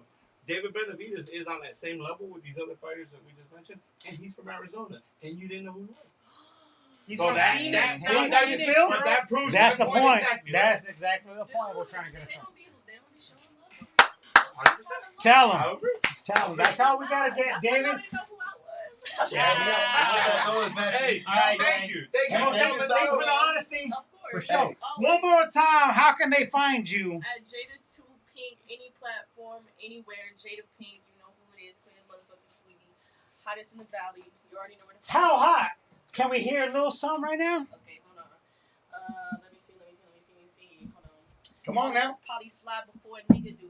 Making bitches niggas choose. Never want relations. I'ma come and run and get them blues. If I'm toting, I'ma need a big bag. See, I'm heard, no Steve Kerr. Got aim, scheme, tag. I'm just a rapper, but I could get street with it. All I do is make my life and take a little beat with it. I'm beast with it. From the west, from the east with it. And AZ showing out. Hey, say I'm not elite with it. I'm the brat. Fuck with Jada, you know how I act. Back. It'll be the print, but what's in the backpack? Hey, pass that. Bitch, I'm the queen in my city. Too sedity for these rap bitches. Nobody fucking with me. I'm my mama. Okay? Get down, girl. Hey, Thank you so much. hold on a second. I think I dated her mama. Okay? No. Hold on, Mija. I'll meet you outside for the first time. I know. Pleasure. All right, bless, Thank you girl. so much. All right. Yeah. Glad you got your shit. Woo! That's how we Where do. you find you guys at? Yeah. The number, Whole level box. the number 4 LUV of boxing. Okay. On everything. This is some boxing shit. And I got hands, okay? Yeah. Oh, that's to be seen. Yeah, well, We'll see you tomorrow at the This Hip girl, Hop he Fest. ain't got no hands. Hey, pull up tomorrow. You better ask about me. Ah, word up. All right, Hey, girl. you guys love y'all. Love y'all. All right. So listen. Prove So my point. no, my point was fucking proven. She literally told you she knew who Terrence Crawford was, and she knew She She she barely no, knew no, who no, no, Canelo no, no, was. Charlie, She Charlie. knew Jake She Paul. barely Box. knew who Canelo and Big Bud Crawford. Box. She was Right. like, they're She- boxers, right? Yeah, you're good. But when you But- asked, but do you- you Jake know Paul? who Jake Paul? She said, Hell yes. yes. And That when is you my asked if point. she knew who David So- Benavidez was, Let me Hold on. let And I let me want an answer. Let me calm all y'all fucking I down want an right now. answer from all three of you. Jake Paul knows how to fucking capitalize on all the motherfucking. He Okay. doesn't even have to do as much So- himself. Hold on, listen, no. That's not the point. How come people don't know about 4 boxing? Exactly. Yeah. Because you guys are creating gay exposure. Because because there's a Central American fight. I know. Guapo right, Dom is social on it. media, So social listen, media. So what my point had originally been in this whole Excuse me, shit, guys. if you remember, when I was making when she came in, right? What is missing today in the There sport it of is. boxing is to why they don't know who the fuck that is, right? Right. And to why they knew about 10 mainstream, years back. mainstream. mainstream, Which but- is why they mainstream, want But listen, No, they there's want gotta the. be a villain, right? If I have a fucking, and you know this in the sport, This is in why the sport of Turkey wrestling and wants to everything fight too, right? If prime I have a time in the US. superhero You that I need a built hero. up, I need a fucking Locals hero. can see I need a that shit villain at that prime he's time. gonna fight, Yeah, but right? the locals Okay. on the So other side that still doesn't good, too. exist in the sport of The boxing locals are today. gonna watch it over there. Who was Canelo Alvarez's biggest heel? They before don't he work had out a the fight? UK. Triple They G. want the US Triple G market. was a good guy in Because the they know, fucking because they're fight both time. superstars. Thank Look, you. they're having a conversation. I agree with you. Yet again, very Has to fucking have Because it They seems know- like they know no Canelo's matter like what, they're sound gonna bites is fucking he's watch. just coming up with They like, want fuck this you. crap. Yep. Yeah, I want you. ass. The pubs will stay So up. let got me you. ask you this. Hold on. Got you. So that is a wait. Understood. That is a real helicopter view. But what? But that's are the view we these- have today. But what are these boxers doing differently than the boxers back then. You don't have a villain, bro. And I'm telling when- you. and- Look, and- you hold on, You have to have a no, dance no, no, partner. You go. You gotta have a dance no, Go partner. back to, that you go back to the 80s and you go, what the fuck was going on? You had That's Marvin it. Hagler that was running through the fucking middleweight division like crazy. He was the fucking biggest villain ever. Then you bring in a fucking Golden Boy and Sugar Ray to fucking fight him. You create the fight of the century, right? De La Then Hoya you- was then- never a Yeah, villain. Hoya was the Golden Boy. So you were Never a finding villain, though? villains to fight, To fight the him. Golden Boy. And that's why he was selling out. That's why when he fought Floyd, who's considered a fucking villain, Mosley? it did. So that was the thing, but that was Shane good guy Mosley- versus good the guy. Shane, the Shane Mosley That fight. was good guy versus good Yes, guy. but the Shane Mosley fight isn't the fight that you're gonna go. That's what made Oscar an icon. No, Ike Corte was the fight. That's If the you're a fight that boxing made fan, right? Shane Mosley an That's the icon. one that made Shane Mosley an icon. But the Ike Corte fight, right? Fucking villain, tough guy with a bazooka fucking jab. Then you have the contrast with the Golden Boy. And then the Golden Boy oversees him at the end, right? Yeah, You gotta no. sell it that way, right? That Oh, was we the just- best of the best right there, bro. But I mean, They should have had a fucking rematch to that fight. Yeah. And I was scared. I'm not necessarily sure I have the Probably answer, was. but I'm 100%. just saying, back then they had it figured out to where the boxer was well known everywhere. Can I tell you? Can I explain? Can I share with you what kind of Please, with this? please. I hate to admit this fucking factual situation or pinpointing with somebody in particular, but it is the Floyd Mayweather effect. And what I mean by that is nobody That's was your afraid. boy. No, nobody was afraid. Nobody was afraid to take an L and risk their fucking record, taking on the best competition out there. De La Hoya proved that in his entire career. Like him or love him, There's always a next he's a Floyd. hell of a fucking fighter. No, But I know. Floyd Mayweather I don't came think in, it's that effective and this, enough. hold on, Floyd Mayweather came in and made the fucking illusion of greatness with his pick and choose style. He looked great versus the guys he personally chose to fight. Not the best fucking fighter on the planet. He selectively chose who he wanted to fight to fucking babysit and hold onto that goose egg for as long as he could. And that's the oxymoron right But there. what my boy is trying to eloquently say is that he picked and choose opponents I wisely get that. to fill that billing for Part that of it- particular part of it, week. No, though, I bro. get that. But part of the attraction is But the pride because in your now- tribe, bro. hold on, There's but- a big racial connotation No. that goes with this. But- Otherwise, I'll hold this otherwise, question then until why do you Mr. have so many Ikon- people I mean, that bought Mr. into Allow me to McGregor finish. and boxing? Listen, No, allow me to listen. finish. Allow me to finish. Now, because of that, though, now you got these fucking fighters that don't want to fight each other. David Benavidez, for example, Canelo has been looking for that fucking one dance partner in Canelo. Had they fucking fought, everybody would know who the fuck David Benavidez is. But Canelo's bitch ass didn't want that smoke. And because of that, it suppresses the greatness and the fucking attraction star of who David Benavidez could and should fucking be. And it's not just him. I'm using him as an example because we brought his ass up and he's from fucking Arizona. But the point is, there's so many other fighters that are not getting their opportunity because these guys are now like, no, I don't even Now- fucking fight this Now, motherfucker. let me ask you Okay. a question with that. And then Because when you're done, I got one. Yeah, but I'm going to need a response to this because he very blatantly went there and said because he's ducking him at that point, right? David Okay. Benavidez is a monster and he's being ducked, right? Right. And Canelo ducks nobody. Keep that shit real. Canelo fought Triple G when Triple G was Triple G. Charlie. So are you telling me that Charlie. David Benavidez is a bigger monster than what Triple G was going into the first Canelo Triple G fight? Fuck yes. He's not.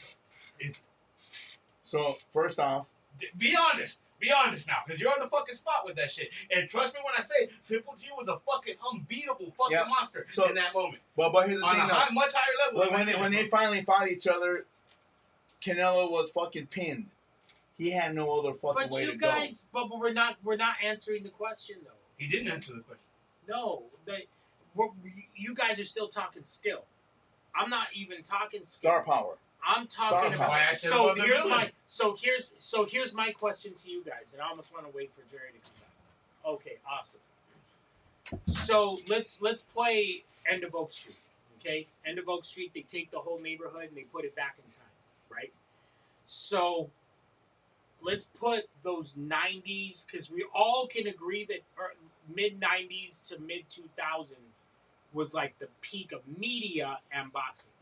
boxing I don't was know. I almost think the the number one 80s was sport. on a much bigger scale. Boxing was I much know. respected. Mike Tyson happened in the fucking 80s. He happened in the when 90s. Mike Tyson happened, boxing was Happened in electric the on a whole nother level. wait. You were still thinking skill. No, I'm thinking mainstream. Mike Mainstream. Tyson had a video game on Nintendo. Mike In Tyson's the Punch Out. 90s. In the That, 90s. that was 1985, bro. It was 80. Okay, so okay. Fine. Mike Tyson lost the titles in the 80s. Okay, fine. That era. We'll just say that era. If that era was right now, in the era of digital billboards, rolling fucking light rails, okay? Shout out to the homie, to the brother Omar. Tell me that you wouldn't see Tyson in Legend Square down on a digital billboard over in downtown Phoenix. I think you're overthinking it just a little bit. No, but that's my question. Not overthinking. I'm just saying there is something that is completely different about the way things work. So and you how want they to see were David promoted. Benavidez on everything downtown? You want to see him That's what Tyson was. support? He's not Where? the largest Tyson, Where? bro. Where was he at on billboards everywhere? De La Hoya wasn't even that. I never saw De La Hoya In on a LA, billboard. they got a statue of him. But did you see him on billboards? Even in his I mean, I didn't live in Tell LA, me so I don't know. how my boss knows, or tell me how a 10-year-old knows about What 10-year-old fucking- do you talk to? I De will La tell you. Hoya. I will answer you with your boss. I don't know about the 10-year-old. You said that your boss is a rich white man who's a little bit older than you, and I will tell you he knows American fighters. He's got about When you 20 asked years him old. about a Mexican He knows fighter, about he had no American clue. fighters. He had no clue who the fuck the Mexican fighters were. That's why. Ask him if he knows who Tyson Fury is. Ask him if he knows who Roberto Duran is, and I But they bet you don't he know still doesn't who know any that. the mainstream, and you guys have argued with me on this for day This is one, where you but gotta I am educate telling him. you that mainstream right now doesn't know Yeah. about boxing. Yeah. Period. Hold on. It's always been the fucking case. It's been that way for years. I want to make this Yes, all it bullshit. has. For the current years in 2020. Just No, you know what because he just said. Just because one person every now and Listen. again fucking pops out as a crossover fucking star doesn't nullify the fact Not that just boxing. one. There was listen, a handful. It doesn't nullify the 2020. fact that boxing has always been the lower grade of the fucking sport of modern day. Let's make this fucking clear. Listen to me, guys. Boxing is the oldest sport of mankind. Google that shit. Boxing is the first sport ever recorded on camera from mankind. Preach Google on it. that shit. Boxing was running this shit before fucking NBA and fucking baseball and all them motherfucking sports that come into play. He also But now they're like, it's the didn't American fucking time pass. No. And Americans No. soak that shit up. No. Boxing is more of a fucking international, global fucking state. No, bro. It's not American. He's speaking right on all that shit, but that doesn't have anything to do with why it changed. You asked me With earlier what? why it changed, and I gave you the answer. Because there's Cable- no villains. Cable television fucking killed Now it. that When boxing was that's a on valid fucking point. ABC National Sports, TV. Wild World of Sports, and it was one out of the 5 channels Like- and you were watching, yup, it got its yup. respect. Cable TV comes in, now you have a million fucking choices on a Saturday night.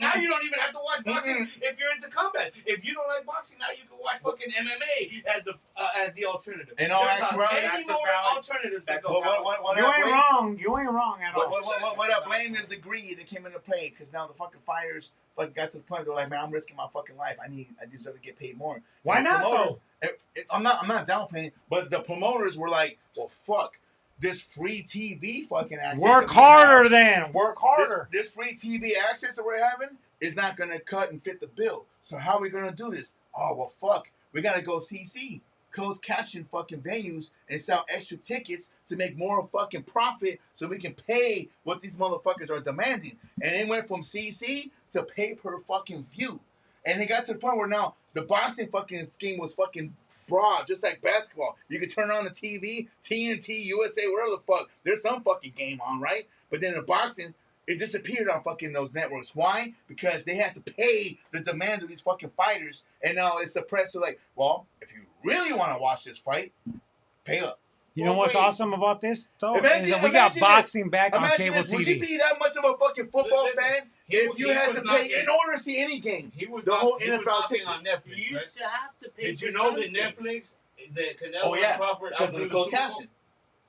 No, Because I don't know. I don't it know was how local, accurate it that was is. blocked. it's not close. It is. I don't know, it was Because blocked. people were It was tuned in blocked. and they could track that shit. I don't know That's how the accurate that That's is. the biggest deal. I'm telling you, a company like Netflix, they go under. If they're But you not know what's producing crazy? highly You know what's streamable crazy? shit. If that's accurate, Jake Paul and Mike Tyson fucking like tripled that.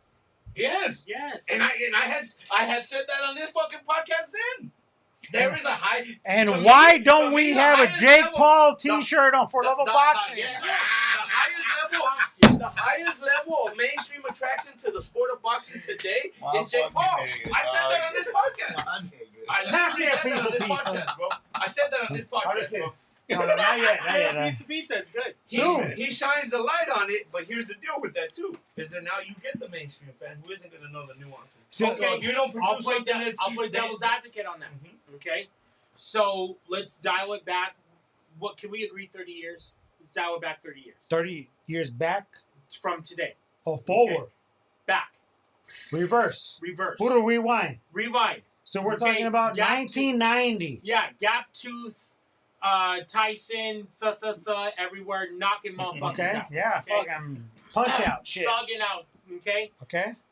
I'm gonna fuck your wife and bury your children type shit. Actually, no. Let's take it back, because I remember explicitly that Tyson broke the record. Man, Robin Givens was a fine piece Okay? of ass for Mike Tyson. But hold on. This ain't My bad. You know what to do. Segue.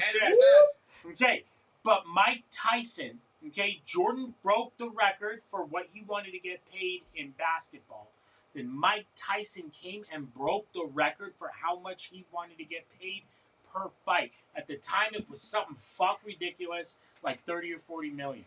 Okay, at the time, that was a shitload of money. In the 90s, yeah. Big Okay? money. Now tell me, all right, how that is any different than what you've been saying, that these fighters want to get paid more. It's the same game, except that the media, for some reason, that's what I'm trying to understand. As a guy, look from the outside looking in, I have your answer for that too. okay? Jake Paul.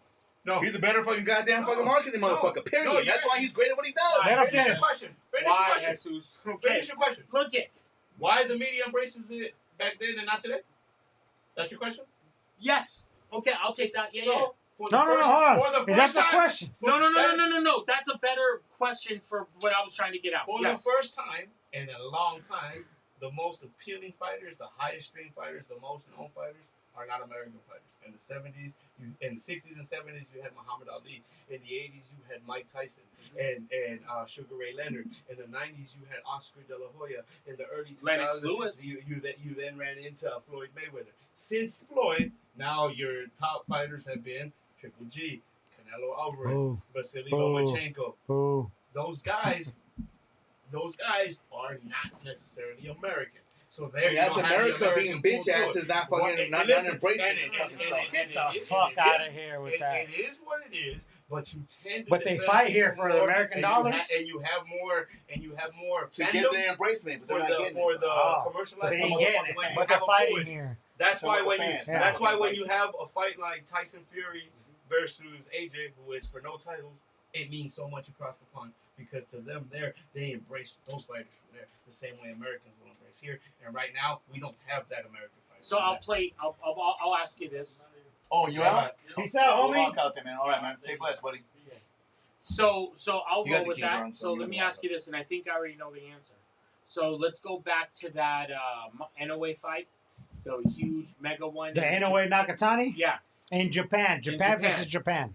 So in Japan, do you think that you could drive around anywhere and not see them on billboards? I and- guarantee you, the mass majority of But- the fucking But that's residents, a little bit different because it's not like David ma- was fighting another. the mass majority of the residents, No, just Nakatani. concentrate the on mass that fight. majority of the residents in fucking Japan know who the fuck Monster anyway is. They embrace him as a fucking global. God. So is that a yes or no? Nakatani is Godzilla, bro. It depends. Godzilla. Depends what that national country goes for. In Japan, I bet you they do know. You gotta look at it like this. I'll give you another You gotta example. look at it like this. I Right just now, told you that. hold on, right And now. guys, to answer my question, Listen. No, yes, I do no, think no, if listen. we were to hold on, if we Listen. were to transport that Okay. time to now, we would see I got your answer even Tyson for that everywhere. now, though, too, bro. Look, listen. I'll give you an example. Inoue is known in Japan, but that boxing is very highly rated. He's the Mike Tyson of there. Lester Martinez, And then I just told you, is the greatest fucking fighter to ever come out of Guatemala. One of the bigger ones to ever come out of Central America. But he hasn't done nothing yet. And you can put him in downtown Guatemala, and the Guatemalans are not gonna know who he is. Why not? Because that's not their national sport. So you have to go to the country and you go to the national sport and you see what's going on. You just said you guys were promoting the fucking World Cup and shit, right? It's a shame in this country that 99% of the people are going to be able to tell you who Leo Messi is, but can't tell you who Canelo Alvarez is. And then you ask them what Leo Messi did, and I bet you they can't tell you. And they can tell you that they know who Leo Messi is. Canelo whoops Messi's ass. Depending on what the national fucking sport is in the country, that's how much it'll go. Yes, the British have a amazing support for it, but it's not gonna outdraw a fucking soccer game between Manchester United and Arsenal.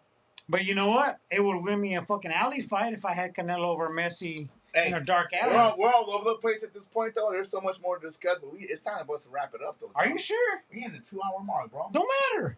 It don't fucking matter. It's been good banter. It don't It's matter. been good banter, a good conversation to be had. Hopefully, to be my this has answer always been you my discussion. And you know what? For like the last 8-9 months, That was my toes, the homie. temperature hasn't changed. You know, and I'm trying to understand, me personally, like why it hasn't. I think I personally It's a climate. It's a climate. But I do want. I Yeah, I want mean, you to hear it's a this. sport To of answer boxing. my- Sport of boxing is suppressed, bro. It's suppressed, bro. To answer my question, yes, I do believe that if we were living in the Tyson era right now, We're in the Benavides era. Well, hold on. But if we were living If in you were leading Benavides media right now, you were the guy. Where would you start and where would you take him right now? I throw him No, everywhere. no. My man Javier Vela watching. What's up, bro? I throw him everywhere. I put him everywhere. Like where? I put What? him. Like put him how? on the fucking light rail. I put him on I put him everywhere. You could not go. But you need to see him speak. You know who in the valley is more popular than fucking David Benavides? Rafi. Rafi is fucking known. And he's an attorney. Listen, here's another thing that boxing. So you're sold on sponsorships and billboards. Here's another thing that boxing is going through right now. Here's another thing that boxing is going through right now that happens in sports. Sometimes you have dudes that do this shit to such a fucking high level and give you a golden era, right? It happened in basketball. You watch basketball. When Jordan retired, Kobe followed, but Kobe never got the same love that Jordan did. And now LeBron doesn't get the same love that Kobe or Jordan did. You know who's because doing you had it a though? golden era. That's what. So like, Watch this Wembanyama kid do. you can't emulate. You can't Fuck match. him, You bro. can't fucking compare anybody to fucking anything in Put the it because easy. sometimes in some circumstances they were in the fucking right place in the right fucking time. The fucking fact that Mike Tyson is so fucking globally fucking known, to me, it's comical because Tyson was even the best fucking fighter of his generation. Get the fuck I out. fucking said what I said. No, Dead ass. No, get Lennox outta Lewis here. and Evander Holyfield I was were way waiting for better, it. and they got W's over his ass. But the fact is, the people Tyson, embrace this guy, Mike Tyson. It's all about the Tyson that would have It's done all this about. shit. Exactly. Hey, What's it's all that? about when I you couldn't start move swinging your dick and who starts sniffing around and shit, and then you fucking just soaking the motherfuckers up. Hey, Lennox Lewis was the fucking greatest fighter of this fucking generation. I don't give a fuck what any of you guys say. But the point is this, though. Now, nobody know who the fuck Lennox Lewis is and not a boxing fan and with Lennox Lewis. The marketing scheme and the fucking business, you just got to keep rolling the dice. Yeah, you got to just the keep rolling the cameras- dice. the cameras You have to are keep rolling the dice because guess what? That's not going to hit. That's not going to hit. That's not going to hit. Oh, we got something. Great. That's marketing, bro. How many fucking campaigns do you fucking run that doesn't fucking succeed? It's just the name of the game, bro. You just got to keep rolling. You just gotta keep fucking rolling the fucking shit. Zero. You have to keep rolling. They all shit. work. You know, hey, There's a I dig science behind the it. passion. My boy, Mr. LP, right here, and I can't not say that I don't disagree with him because that motherfucker was bad. Yeah, He was. But you're not. He But I don't was. think. But you're not. Evander Holyfield beat him But in the first American round. market loves the hottest thing. Yeah. And we forget so quickly. Well, listen. Here's another We thing really I'm gonna tell do. you. Do you think We really boxing do. is in that poor of a state? Do you think that UFC or MMA is in a better state? Then current boxing? Uh-huh. No. No, boxing UFC is wishes Wait, that they no, were I'll boxing. tell you why. I'll tell So you how is why. boxing in such a poor Hold on. state? No, Then? Let me no, tell no, you no, why. no, no, no. Who said they were in a poor state? Let me. Let I him didn't. No. No. I'm asking you. I didn't say a poor. Mister? Oh, so No, you're pointing at him, I did. but I'm over here What? talking. No, Mames. come on. No way. Listen. Fuck no. Okay. Birthday boy, Yes. go ahead. No, I'm not saying it's in a poor state. I'm saying it's in a weird fucking state. Okay. Okay, fair enough. So the way I know MMA is in a worse spot. And this is why. When an MMA fighter breaks $1 million for winning a fight, then we can talk. The boxer, fucking Benavidez wipes his ass with $1 million when it comes to a fight. He would laugh his ass off. You ask a champ what if Dana White's paying him. That's why they're going to Jake Paul. Well, shit. You look at the women fighters in UFC; they ain't paying fucking peanuts, Hey. and they go to MVP and they're fucking getting Hey, glorified. But Carissa With- Shields is making money and But- she's and she selling is- out arenas. But she is not with Actually, MVP yet. actually, she That's not what I'm saying. No, You she just could said be making boxing. more money. You But said my point boxing. being is she this: could be making more there money. is more money out there for not just women fighters, but for male fighters too. 1,000,000% Yeah. agree with you. Yes, I'm just Actually, confused boxing on is why expanded and is more they known don't want to today reach than out it and has grab it. been. Now, At any point it ever has I been. do want There's to make just a a lot of statement. it. There's a lot. There's too many Moving avenues. parts. Too many avenues. So, for example, Yeah. I live off of 43rd Ave. Okay, He grew up off of 7th Street. You grew in. West Side, homie. I'm on. Give there me you an go. avenue. 71st. 71st. 7th Street attorney, baby. 7th Attorney Street. locals. 7th Street, Ah. 7th Ave, 43rd, 71st. 71st. Ave. That's 4 different fucking blocks. Hell yeah, How many people run them blocks? a lot, a shitload. I'm trying to circle back to the point of this. That's how boxing is. Okay, There's a lot of people with their hands in the cooking jar, right, that are running them blocks. Who is the one that's going to give you the most notoriety, right? Jake Paul. And then doing so, where do we go from here? What's the next step? What's the next level up? To me, I think that you gotta have good promoters in there. They go and then they see the shit coming and go, okay, this is somebody we gotta prop up from the beginning. And I don't think we have that today. And that's why You know what I think it is? Hold on, let me finish my point. So, for example, I'll give you an example, right? In the 1960s, Muhammad Ali went to the Olympics. He won the gold medal. They propped him up as the next big thing coming. At his first fight, he was already winning a big high purse. Next guy up was Sugar Ray Leonard. He won the gold medal. They propped him up as something next level. It was a shame. That's marketing. That's marketing. Marvin Hagler and Sugar Ray Leonard fought on the same opening card. they're And way Marvin, before Leonard, right? no, listen, Marvin Hagler ended That's up, not I think, shit. getting $10,000 for the fight, and Sugar Ray Leonard was the first millionaire to get $1 million for his opening fucking fight, right? So that was the next marketing thing they came up, right? Mike Tyson followed that. They brought him along as a fucking crazy motherfucker who was knocking all sorts of people out and brought him along that way, right? From the beginning, from the get-go. Oscar came along next. Great fucking story with the Golden Boy. But you've seen it from the Olympics to moving on with that, right? Nowadays, you don't have that story. There's a gap. Who do you know that is 15, 16 years old Boxing- and is the next guy in boxing? What the Unfortunately, fuck boxing happened? in America, boxing in America has gone, as I mentioned earlier, the word stale, because the best fighters on the fucking planet are not coming from here. Because the best people that used to be the fighters They're are not now playing coming other from here. sports. Your best fighters are now playing football and other sports that are now more mainstream and more visible. So we Man. have They're multiple. playing across and shit. We now, have you the know what I mean? multiple amateur champions. Multiple. Not Yeah, just the amateur one. champ. This is our U.S. This is everybody in the U.S. We got to support this guy. This is our one shot. That's not how it. In the back in the day, it was multiple. Every fucking division, the U.S. used to fucking dominate boxing. Not no more. That's the problem. I think that's what you're saying. The Olympics dominate. But now let me The ask Olympics that dominate you. Does that mean it's in the best dynamic. spot and not the most globally uplifting? How thing many about boxing? fighters do you ask? I'll give you an example Hold on, somewhere else hold where on. that's happened. In the NBA.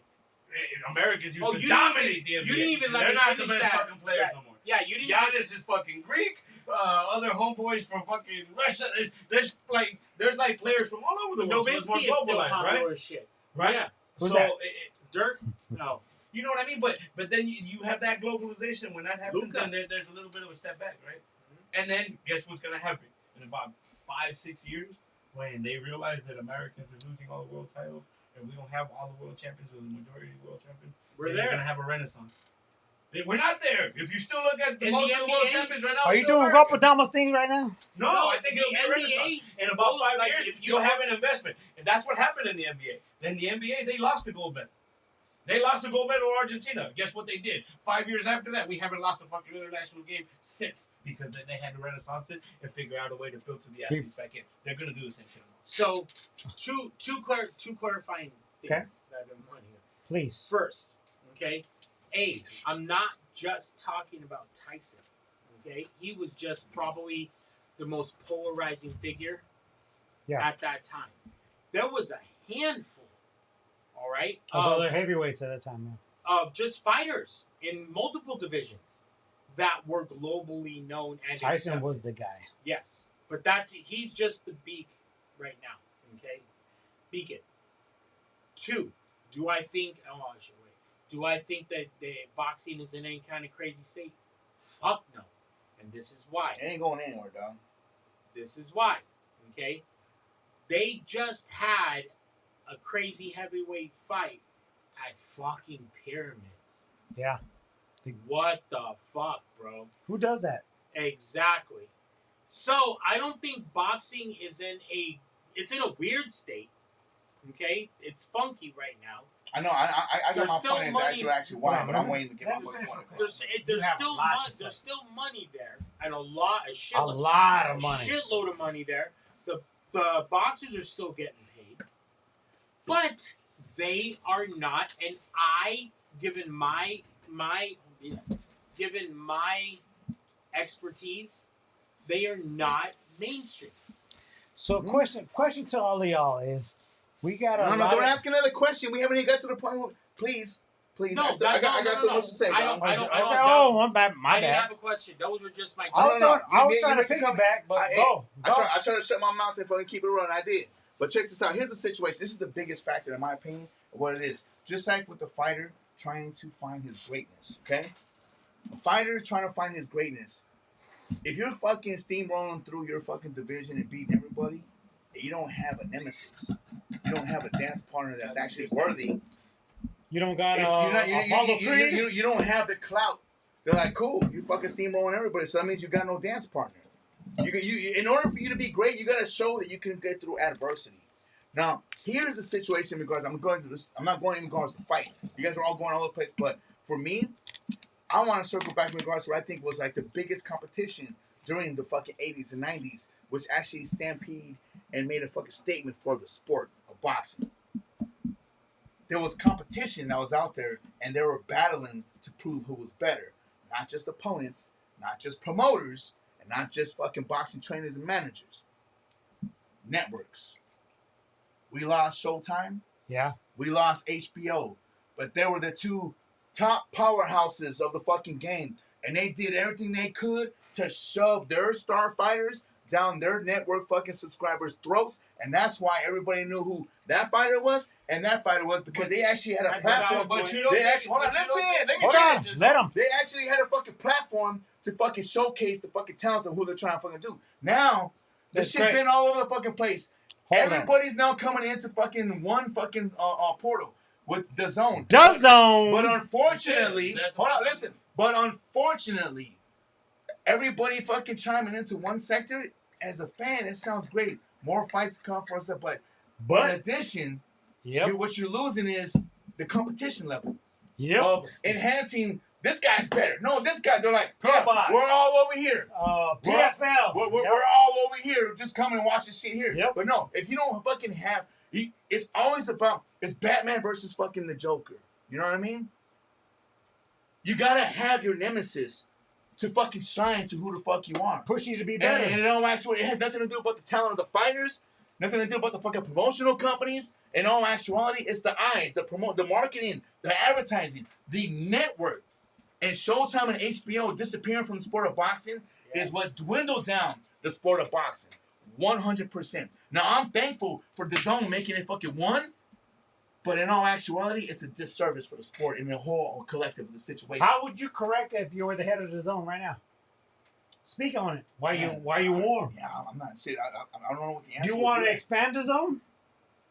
Because they just increased the monthly fee to have the No, zone. dude. I just got that fucking email, bro.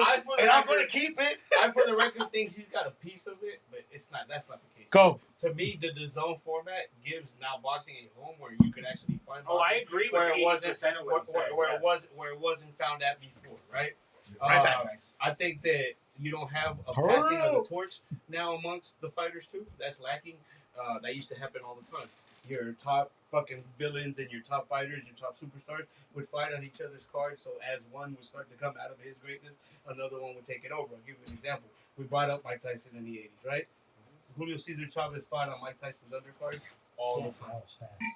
You combine who's considered the best with who's the biggest draw, and you kind of hand it off that way. And you do that a couple times to keep the sport growing in that sense, right? I would say. I already got. Oh. He says about Showtime and HBO doing that, right? Yeah, they did have a lot of that. For your hardcore boxing fan, HBO and Showtime had a lot more. HBO was a big deal, bro. HBO had a thing It called was a big HBO deal. had a thing called Boxing After Dark. Yeah. Tell me who fought on it. Exactly. You're yeah. asking him. So we Right, would but know. we're talking about mainstream. Mainstream. And he's your main. None of us could be the fucking judge of that because we're not your main. Actually, I would say I'm probably closer to that than you guys are because I haven't been as involved for that time length as you guys have. But he's your prime example of what your mainstream. Right, no, but you Currently. you kind of started. So this has been my point that I want to share the entire time when you guys were all ranting. And everybody has valid points. I'm not downplaying it, but we're having a complete. Thorough fucking debate discussion, and man, this is going way longer than I was expecting.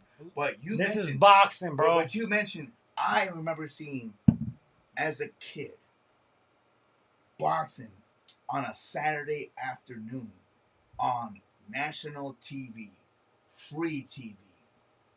Insane, bro. Right, but you're an extreme. I know you're an you, extreme but boxing that's fan. that's But his you're an point. extreme boxing Looking fan. forward to Today, it. Today, you have the Cardinals, you have the Suns, you have this all other world of Bubble shit. Guys. You have the World Cup that's going on. I know. Wait. Bubble Guys, my Let point me- was the spotlight was a little more fucking bright in regards to how they were exposing the fucking sport, dog. It really was back then. Gillette, Friday Night Fights. Gillette used to sponsor. Right, No, listen, no, but it's not just me, listen, bro. listen, We're but talking about this shit. I listen, wasn't even alive. This is during the 50s and listen, 60s, listen, bro. but that's how the society has changed all around. Once again, back up until the 80s, I'll even give it to you in the 80s, bro. Did you know that when the Boston Celtics and the LA Lakers played in the NBA Finals, nobody saw it live? Yeah. It was a tape delay to that fucking finals because mainstream had not caught up with the sport yet. And now you have the NBA and the NFL's gone. By the way, in the States, NFL is gone. Boxing isn't second. NBA is second, right? Mm-hmm. Baseball's third. Mm-hmm. Now you're fighting for fucking fourth between boxing and soccer. And soccer's kicking Soccer- the shit. Actually, Soccer's kicking the has shit it out above of it, boxing too. right now. Soccer literally leapfrog fucking baseball and basketball and is fucking with the Super Bowl. The World Cup final did 1 billion views, which is what 10 Super Bowls do. So you're having a contrast and everything that's more mainstream and friendly to people, right? Now you have that option, and now people are going to turn it. And if you have to make a decision nowadays of you're watching two events, if you're gonna pick one, you're going to go with the one. Wait, hold on. At the end of the day, the Gillette. Please excuse me. At the end of the day, Everybody get their point right here. at the end of the There's day, a lot to discuss. at the end of the day, you know what fucking sabotage the sport of boxing? It's its Biggest brutal. sabotage. It's its brutality. On a Gillette fucking live broadcast on national television, black and white TV, by the way. I wasn't even alive. Emil Griffith, one of the greatest fighters that ever did. Middleweight. Top 25 ever. Took on his fucking nemesis, whom fucking told everybody that he thought he was gay and teased it. He talked shit the entire fucking time. Barrett. And Emil Griffith on national TV. That was Kid Barrett. Kid killed that motherfucker on live national TV. And the sport of boxing disappeared for many of years because of it. They Really feared. think so? Oh no, that's not think so. Bro. I know so. The sport of boxing guys, they were like, we cannot have this on TV with our children watching this. This is ridiculous. This is too brutal. Just like the Mike UFC. Tyson but happened after that, But bro. you're Right talking, after that. you're talking pizza when we're cooking burgers. I'm sorry, bro. Tyson fought on fucking NBC Sports. But Mike Tyson used to Nope. fight on Wide World of Sports. In his early fucking days, he used to That's be the cable. featured fight. That's cable TV, though. You're missing the fucking point. Okay. This is national TV.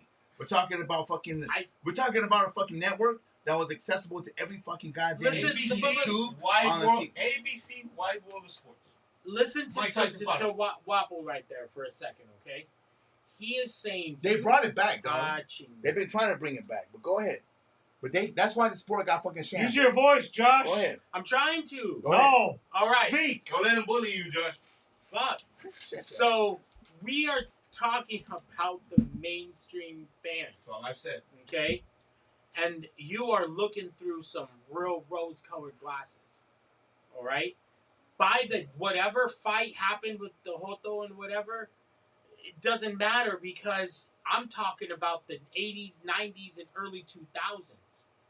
That's when boxing was at its media height. No, it For wasn't. you. Fuck me. It For wasn't. you, though. Right, Josh. but we're speaking Josh, of you're the not mainstream. even listening.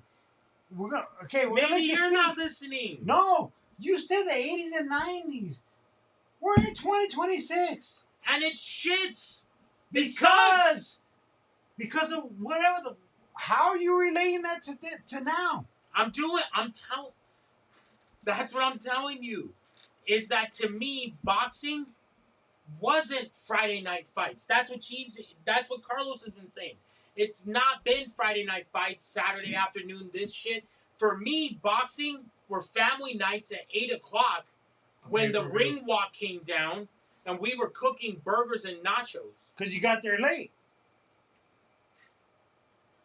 Anyways, you understand what I'm I saying? do. Listen, No, I listen, acknowledge listen, you. You're there later and that's now. why I Hey, said hold that on. was the biggest point, I right? understand Because what you you're are the saying, Let but me finish. I'm a Because fucking you are boxing the- fan. you I'm are- giving you guys a breakdown from the past. Because you are the mainstream fan, right? Yes. He can't relate to that. Well, shit. I can't even relate to that. I'm not as extreme of a boxing fan as they are. Yet I'm that motherfucker that's waking up at 3 a.m. in the morning to fucking Watching watch a some fight shit. because it's somewhere else, right? Yep. That's what type of dude I am, right? But I But what also you're saying understand that does nobody's make doing sense, that, though. right? Nobody's doing that. Now, he also like kind of blew away the whole other sport like kind of alignment there, but he also doesn't watch other sports, right? I don't. So if you're taking somebody who's never been offered that alternative and gone, yeah, I'm gonna fucking watch, and then continue to go with boxing, and of course you're gonna lean the boxing way, and you're gonna see all this other shit. To me, I do miss Tuesday night fights. I used to tune in, right? I also miss a lot of other shit. Yeah, I used to miss a lot of that extra shit. But I'm a dude that I love sports competition. I love sports fighting. So I used to also tune into UFC 1. I used to tune into shit. When the UFC was first taking off, there was other events that were kind of similar to it. That were like, I saw all those too. But it was Like, interesting. you know? But there was shit back then that was offering like competitional fighting.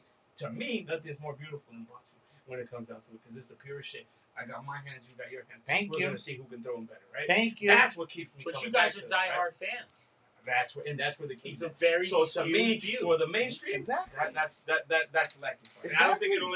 I'm not Personally, arguing. I I'm don't not arguing argue that that one bit, buddy. actually, I don't that's argue a- that one bit. Exactly. That's a valid point by saying the NFL has taken that, and that's where you watch hot dogs and Yeah, do your look, your You got an your NFL weekend. jersey on. You got an NFL hat on. I'm just saying, dog. I mean, He's got a fucking Phoenix Suns hat on. to modern day fucking world and shit. Other sports get more fucking attention. They're getting the fucking limelight that once upon a time, boxing was getting. Let's not fucking forget that these sports are fucking brand new. They're fucking not even 100 fucking years old. Boxing is old. Here's the second. Boxing is old. Oh, this motherfucker's fighting in the bare knuckle. Let him get it. There's fucking fighters fighting in the bare knuckle days and shit before there was Boom. even cameras that existed. Boxing is the oldest sport of mankind. What I'm telling you, during that time, it How was did it the look? most. It was the most important fucking thing too, fucking, because they didn't have basketball. They didn't have fucking football. They didn't have baseball. Those fucking sports didn't fucking exist. But you know who fucking created those sports? The motherfuckers that couldn't fight. Obviously. They couldn't fucking knuckle up because boxing was dominant in the sport of fucking, no. It was dominant to mankind. It was the most important thing in the fucking old school days. This is a fucking fact. Google this shit. Google this shit. Meet me outside. It's the oldest sport of mankind. Meet me outside. This the oldest sport. It's the first sport ever recorded on camera. Not any other fucking sport that we all fucking be fucking screaming and hollering out. This is the first sport that ever was on fucking camera. That's what I'm trying to say. My point is, boxing has been fucking going through. Boxing has been going through a fucking wave of its ups and downs and shit, and it's never, unfortunately, and I'll stay diehard to this sport. It's never going to get that fucking catch of the top that it fucking deserved once upon a time. It never will. I know this for a fucking fact. As a fucking boxing fucking enthusiast as fucking be, I know this single-handedly. I personally know that. But it doesn't take away the fucking fact, the passion, the beauty, and fucking love I have within that sport. I remember fucking studying this shit when I was fucking 10 years old. Just fucking grabbing any book I can just to learn the knowledge. Why? Because there was not fucking cable TV. There was not fucking YouTube. There wasn't fucking Google. Understand? I was just reading, learning. And I discovered, I know, I'm not saying that I'm right. But what I'm telling you is this. This is a fact. It's the oldest sport. Okay? All respect to all the other sports out there. You guys are all representing fucking other fucking brands of fucking these networks that are doing their thing. They fucking are top heavy dominant. The marketing fucking shit is top heavy there. Oh yeah, and by the way. So when do you blame boxing? Oh yeah, by the way. You see when down you here? Put it on boxing. You see down here? Terrence Crawford and Canelo fighting each other somewhere down here. More people know. This made me think more people know who Sophie Cunningham is than they know who Canelo Alvarez is. I'll take you the answer to that. I think all you guys are wrong. I don't think boxing is in as poor of a state as you guys think it is. I think that any weekend of the fucking year, I can literally turn on my television and there's gonna be a boxing pay-per-view going on, and I can tune in and see a fucking banging ass fight. I don't think there's ever been another time in history where I can say that about boxing, and now I can enjoy it. I'm in a state of my life where society fucking says it's cool, and you can go ahead and watch it, and if that's what I want to watch, it's okay. And I think we haven't really had that, and I think that that's a new experience for the boxing. As a boxing fan, though. Because, you know, once upon a time... That's kind of how I worry about it. Hey, once upon a time, I'm talking about names that you guys know. Ricky Hatton, Joe Calzaghe. There's only one Ricky Hatton. I never saw them motherfuckers fight in their fucking upstart of their careers. I had to read about it. Ordering and buying my boxing magazines. I knew that motherfucker was fighting. I couldn't wait for the next month's magazine to see the fucking results because they weren't showcasing that shit anymore because the sport wasn't at that level at that time. So for me, the best way I could fucking learn my fucking knowledge and find out what was happening, I read about Calzaghe. I read about Calzaghe so many fucking times in the magazines, and I'm like, oh my god, I would love to see this guy fucking fight. It sounds like he's so fucking badass. And then when I finally did, when they fucking had that contract deal where Jeff left Hook Lacey, went across the pond to take on a unification bout with that mofo. And that's the first time I actually got a chance to see Joe Calzaghe fight. And I believe it was like 96. Shout out to Manuel Chavez watching at home. And my point is, that was the crossover of where boxing was starting to be like, hey, how about we pay attention to a little more of the fucking what's going on? Because this is a global sport. It's not just an American sport. And that's why I always stand by this. You don't have to come to America to fucking be a star. This is not the NFL. But this is not the NBA. They claim these motherfuckers as world champs. No, they're fucking not. They're American champs. That's what they are. Because that's an American fucking sport. Still the media capital of the world. I'm not knocking that. I'm not knocking that at all. Again, so you do need to come to the U.S. to become a global star. Yep. Oh no. Oh hell yeah. Nope. Yes, they do. Yes. Nope. Dude. Yes.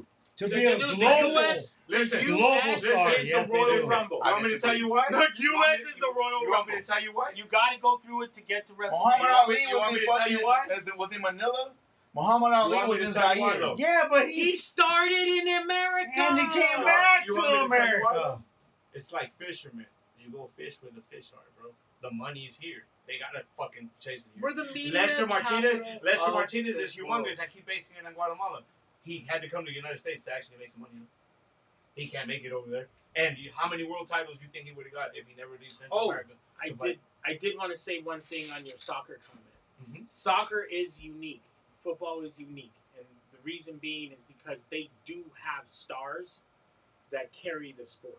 They do have Messi's that the blonde chick who works with me wears his jersey thinking it's cute. Right. Okay. No, but listen. And one thing I'm gonna say, I don't watch that sport at all. They love. But I know it's massive. Every sport has that, right? You had Michael Jordan in the NBA. You had fucking Joe Montana and Tom Brady in the NFL. You have these motherfucking media darlings that come along. You had Oscar De La Hoya in boxing. Mike Tyson. It fucking happened. So why aren't, maybe that's the question, why aren't boxers forced to be media darlings? I think you The have way them there, bro. I think that it's for they the used to mainstream be. fan that doesn't necessarily see it, bro. But the mainstream Ryan fan Garcia, to me, hasn't done shit in boxing. He's a fucking media darling. You know what? Maybe it could also possibly be. It's one thing to be rooting for a team, but happen to be a star within that team. And if your fucking star player doesn't win the game or the fucking, the playoffs, you can delegate the responsibility of the loss to someone else, the coaching staff, the fucking, the team. That motherfucker should have hit that 3-pointer. He fucking hit it all fucking goddamn season, and he missed the fucking game-winning fucking shot. Man, fuck that. Like they make excuses because they still get a chance to rah their fucking star. But in boxing, man, it's a one-man fucking. I mean, it's a team. You got your whole fucking team guarding you, fucking, is carrying you through the fucking whole point. But once the fucking bell rings, it's you versus him. It's one. There's no excuse. You can't be like, oh shit, I twisted my ankle, coach. I need to sit out this season or this fucking this quarter. But it's always I been don't need to wrap my ankle. Hey, hold on. It's always been the same. I need to sit out this fucking quarter so I can get fucking myself rested and stuff, and I'll come back into the game. You can't do that in the sport of boxing. And the pressure of that shit for every fucking fighter and their fucking team is so much fucking heavier. And if you fucking and if you injure, if your fucking star fucking guy gets Shout hurt, out to Manny Rodriguez. if your star gets That's my hurt, boy. or if he wins the fight and fucking gets a cut, and you be like, oh, what's the next fucking fight? Oh, well, fuck. Now with this, I can't fucking fight in 3 months. Maybe I'll fight next year. Boom. And you don't have the fucking consistent, because these guys have teams. They got fucking schedules. No matter what, they're gonna, Michael Jordan can't play tonight, so we gotta reschedule this fucking game. You can't. You're gonna play no matter what. Oh shit, this fucking fighter got hurt. No fight. How At does least not that with that person. change the perception of mainstream? I don't think. My question I is, also think the analogy's wrong, bro. Huh? I think the analogy's Everything. wrong. I think everything's wrong. Listen, the pressure of it, even if it is It's been the same team, pressure. even if it is a team sports game, you still have the same pressure. You don't think Jordan had the pressure in fucking 1990 when Magic and Bird had just fucking took the whole 80s and not giving him a single championship? All of a sudden they were saying, but it's a team game, so don't worry about it. You ain't gonna know. They were saying you're the greatest of all And fucking Michael time. Jordan never lost. Why haven't you fucking won the championship yet? Yeah. Leo Messi broke every soccer fucking record available. Leo Messi literally just broke every single soccer record available, and nobody gave a fuck until he won the World Cup. They literally said he's not the greatest, but he had everything to be the greatest except for that World Cup title. Okay, But he lost the World Cup. They didn't say his team lost it. I'll follow that. Okay, we're talking mainstream because that's a great example, right? I don't think there's a better example of mainstream other than Lionel Messi. Okay, again, this chick at my work went to the World Cup in LA in a Messi jersey when it was like the Netherlands playing. So how does and I know what the answer is. I traveled 10 hours across the fucking night to get a chance to get into the stadium and see Leo Messi play. Right. Okay. When did Anthony Joshua become mainstream? He hasn't until recently. When he When? beat up Jake Paul. Boom! It's exactly right. So, my point being, yes, I'm not disagreeing with you, LP, okay?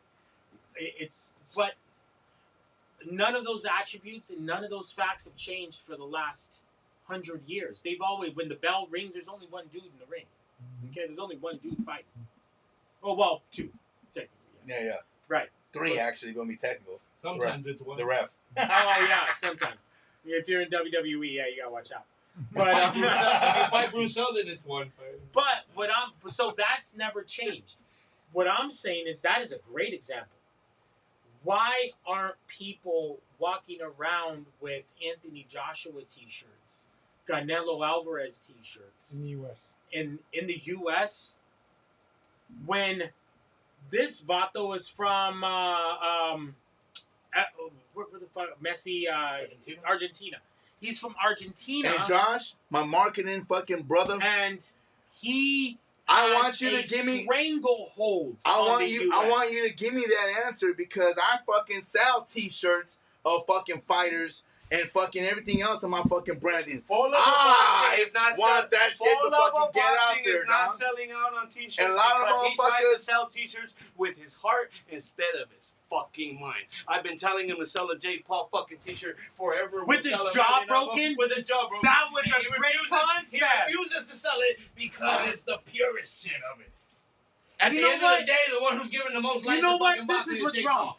I'll tell you what's wrong, and I will use a live example, and hopefully they're not watching, okay? But I went in this morning to a client that I used to really, and I know you guys know. Wait, no. Here's a good one, okay? That you guys know who I'm talking about. I used to just not care about doing business, but I met him today, the actual client, and the girl that I was running marketing through, right? When I met him, I wondered why he was hitting this market the way he was when he had such a great story and he's from here. Okay? Your positioning is all fucked up. That is where I'm getting to. You want me to tell you? If you would have come, if this particular company would have come, Ironically, brother. if this particular company would have come correctly You're at first, instead of this clown show that we've seen in the valley for the last 6-7 months. Arizona and the world loves the clown show. You're a big wrestling fan, correct? No. Are you a big wrestling fan? You're not hearing what I'm saying though. That particular positioning was wrong. No, well, listen though, hold on, because you guys seem to think, like I said, that boxing is such a bad state. I'm not saying it's in a bad No, state. let me finish. Are you Okay. a fan of wrestling? Oh, 100%. Is wrestling better today than it was in the late '80s and early '90s? No. '90s? Why? It's more available I today. call bullshit It's on higher that. rated today. The production. You can level- buy stock. No, having said that, You can buy stock now. having said I'll that, tell you why. having said that, I disagree with him and I agree with you. But I'm only asking for argument's sake because we're I'll talking tell you about why. the common You want me to fucking tell you why? I say it's not because back then the product was a lot more accepted. Okay, You want me to tell the you why? Monday Night Wars, You want me to tell you all why? that The going Tuesday on. night fights. I love that No, right no, there. no, no, what no, you're no, doing no. is you're telling No, in. no, Exactly. listen. That's why the old school The shit's Tuesday night fights never compared to Monday Night Raw. Monday Night Raw led a generation. So that wouldn't have been the better. So comparison. the Tuesday night fight. So that wouldn't have been the comparison. Fuck no. No, that wouldn't have been the comparison. The comparison would have been Hell Saturday no. Night's main event. Because that's when you would have fucking had it. Not Monday Night Raw. Because Monday Night Raw was now on syndication. Right? And it was on a fucking Before it went live. Before they did all that. Right. So Saturday Night's main event in comparison to Tuesday Night Fights. That's where your comparison would have been. Now, I stick out with you, and this is where I mean by it, right? It's more available now, but it's also more saturated now, right? You have fucking 3 hours of fucking dudes that are fighting for nothing. Back when me and you were a kid, I don't know. you didn't see a good match. You didn't see a good match on TV. You guys, I can guarantee you, Yeah, you never saw a good match on TV. they You saw a should've- fucking squash dark match on TV. Hey, you saw your star wrestler Squash somebody. beat a jobber. Oh, you know what? I'll ask And you this: if I The were to Undertaker give versus you, John Smith. if boxing were one entity instead of 200 different employees, okay? But let's just say somebody came up to you and said, "Hey, you know what? Someone were to ask me, I'll answer first before you guys go and levitate to the high heavens." It's due full effect. I already know where Okay. he's going with this. It's a no. And you were to tell me you Can't could work. have boxing, or you could have the WWE. You know what I would choose? WWE. I mean, and I'm a humongous WWE. The reason why is because the global stranglehold that the WWE has, not just on wrestling, but That- entertainment and that- media. What he's saying, But just- that is a complete fucking myth. The WWE lives in the United States. They don't give a flying fuck about WWE anywhere else. You go to Mexico, they're going to tell you about AAA. If you go to Japan, they're going to tell you about Japan Pro Wrestling. You go to England, they have their own promotions there too. The only place where WWE matters is here. And that's the myth that they sell to you. But Vince McMahon's a fucking genius at selling you that myth. And now he sells you the network. And at first he was giving you a fucking charger thing. Now he threw it on Netflix. You want me to tell you why? Because he knows that's where the fucking money and the exposure 100%. is. If your shit's on Netflix, everybody's saying my fucking point. When is boxing going to get boxing's on on the Netflix train? too. On the train, man. Boxing is on Netflix too. You see Roman Reigns on the fucking billboards. You see him on Coke. You see him on Jordans. everywhere. Jordan. You ask about yes. Canelo. Thank you. You ask Where about- is the Canelo Alvarez fights? You ask about Canelo Alvarez? He's on Netflix.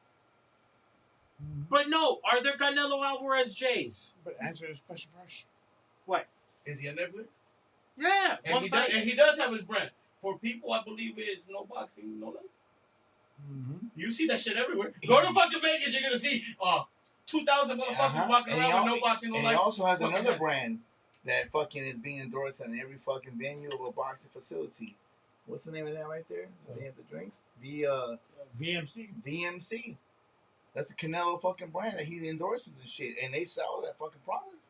In fact, we were watching something and it was a contradiction. I was tripping out because I was like, "What the hell? They're fucking advertising Canelo on this shit." Doesn't matter because They money love talks. this shit. Yep. Money talks, bro. And He's all like, Canelo, for "I'm gonna pay for you- that sake, I'm gonna he's pay a you cash guys. cow. I'm gonna pay you guys this much to put that shit on the fucking goddamn ring." They're like, "Cool, but as long as your fucking face ain't on there, they're just selling a product that he actually endorses." And that's a whole different fucking ballgame. And yes, marketing, bro. There's so many moving parts and elements. You know this, bro. Oh yeah. There's just so many things. So when is like, boxing gonna catch the up? time, the time. I think it's there. I I think we're there. No. I think we're there. I think I could go home tonight and I bet you I can pull up some boxing. You can. I I'm bet not you anybody talking could, about you. I'm talking No, about well, Luis that's- down the street in Listen, 85025. Luis down the street's already watching. You're talking about Jim Connor. and Connor down the street. who Yes, need to Connor tune in, has right? money. I don't think they're tuning in. Gentlemen, No, they're I not. think you need to give it up. gentlemen, Don't worry about gentlemen. it. Don't worry about it. Okay. I think when you're talking about it in that sense, you got to kind of let it go because I don't think you're ever gonna time in there. Like I don't think I'm ever gonna be able to get somebody that's going to the Masters to say fuck it, I'm not going to the Masters this year because I gotta check out these boxing. And I don't think there's ever a chance you'd ever get me to go to the Masters and put down any fucking boxing. But I think that's here in the United States. That's what you have. Golf is one of the biggest selling shits. NASCAR is one of the biggest selling shits. Yeah. That's fucking. I'm gonna keep it real. I don't see either one of those two crowds ever hitting up a fucking boxing event, unless you have some kind of crossover. They fucking do. shit. They do the golf, the Phoenix Open, with the Super Bowl. But that's once in every 4 year kind of thing. Well, they compete against each other. It's on the Stupid. same weekend. Yeah. Well, It's stupid. the point being is you have to be in that location for it to be a crossover. But all points being valid, there's a lot of potential for growth from everything. Seriously. There's a lot of That's- potential growth that's for why- us. listen, Period. To me, that's why I haven't seen boxing in a better state. I go to the local shows, they're fucking sold out. I go everywhere to the fucking other shows when we're going to stadiums, it's sold out. So like people are buying tickets to go. People are even buying tickets to go to the small events. So if they're buying and they're tuning in, like I was able to watch Jordan Martinez on a fucking pay-per-view. That is a Ask- different. Ask yourself Wait, if I've ever so been able with to that, watch Jordan and Martinez. I'm gonna use that He was segue fighting real at the quick. Celebrity Shout Series. out to the Martinez, man. Got love for my brother, man. You know, I can't wait to see you in the studio again, and good luck in your fight. But I do want to get this out of the way right now because we are freaking rolling like hell fucking long. This is craziness. We're in it though. But peep this. Tomorrow, South Phoenix Boxing Club is fucking running their first fucking amateur show in conjunction, sponsorship with fucking Coach Boom and Kingdom Boxing. You can catch 4luvofboxing in that house and that fucking shit. Shout out to all the amateurs that's gonna be there performing, doing their thing. Cause I love fucking seeing how that shit is from the freaking ground. I can't wait to be a part of this freaking event. Carlos Andrade He's a fighter that I used to train way back in the day, many of years. But to see this man fucking grow to be the fucking man, coach, and owner, and running his own fucking boxing shows and stuff, man, I'm so proud of him. And I can't wait to be there and have a nice conversation with him and freaking camera and stuff. So boxing. So go out there, man, wherever the fuck you're at, whatever city, whatever city, no matter where you're at, no matter what country you're at, support local boxing, because at the end of it, this is the whole point. It starts with you guys. If we want this sport to freaking thrive, if we want the freaking attention to be freaking deflected into more on this angle, you guys need to do your part and make a statement and show up and show out every time. Every time, man. Show support. These guys bust their ass. They risk their fucking lives, man. They risk their fucking lives. Seriously. Risk their lives. R.I.P. to freaking Pritchard. You know what I mean? Colon. Like, they go through freaking hell, man. I freaking support, respect, and root on every single one of these youngsters and pros. Local fights. From the ground up, man. 4luvofboxing got your back. And I wish you guys all the best success and nothing less. And I hope every single one of you guys win, lose, or draw. Get to go home safe tomorrow. We need To to your go home family. safe Great one. tonight. Great one. Let me ask you a question. You Yes. born and raised, Daisy? Yeah, bro. How old were you before you realized who Michael Carbajal was? How many fights in was he? Was he already a world champ before you knew Well, who he was? wait. I was thinking age. Hold on a second. That's not fair, because It is. You're No, from I'm AZ. gonna tell you We're why. talking No, about I'm gonna tell you why. Different No. time, different era, huh? Maybe 2 fights. I was following Michael Carbajal from Jump. He got a lot of local buzz. So I'm from AZ and I love boxing, and I didn't know who Michael Carbajal was till like maybe 89, 90. Probably to keep it real. How old were we? Like 10, 11 years old, 12 years old. When did he fight De La Hoya? Never fought De La Hoya. Carbajal? Carbajal never fought De La Hoya. No. Carbajal Yes, he in did. 1993 Homie, fought Yes, all he the Chiquita fight did. Chiquita Hold Gonzalez on. was his biggest fight. Don't.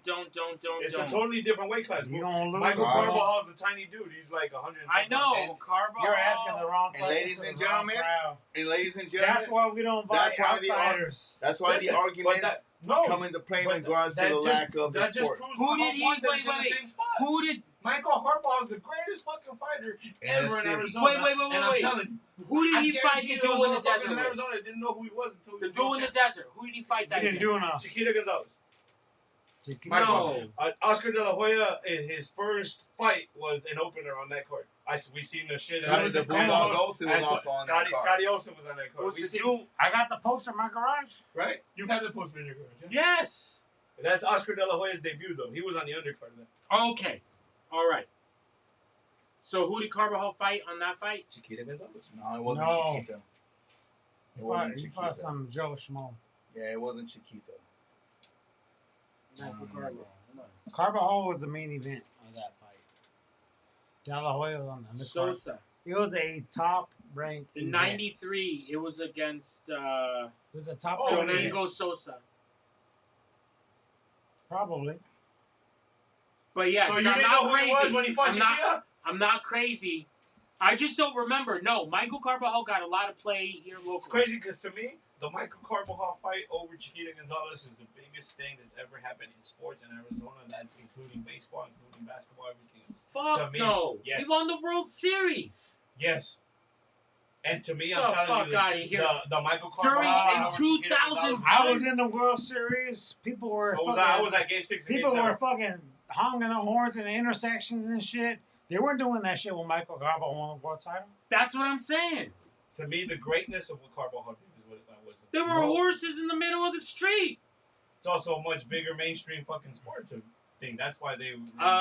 Which is making We the also- big. we also- Diamondbacks was listen, a franchise we 4 years also- old, we and also- it was bigger than we fucking also Michael Carbajal. had a parade when the Suns lost in the finals. Yeah, I don't know if I'm basing the parade and all the other shit on that. because it was like as if we won. That's why What's to me, badass? to me, and I said what And I said. Phoenix just To wants me, to the biggest play. accomplishment in Arizona sports still remains that Michael Carbajal. Shout out to For what it meant, bro. Shout out to Little Hands of Stone and his entire freaking marketing and management staff. Still waiting to get you into studio so we can get this done. And that interview is going to be absolutely epic. And just for the record, although I agree with you on it, nobody made a big old fuss in regards to that. But as a boxing head, it was the most epic moment for me. And it happened to know the fact that I was 12 years old when the first time I met this man. And his fucking greatest fight was a couple years afterwards. He also has a name, a street named after him. Thank you, Emily.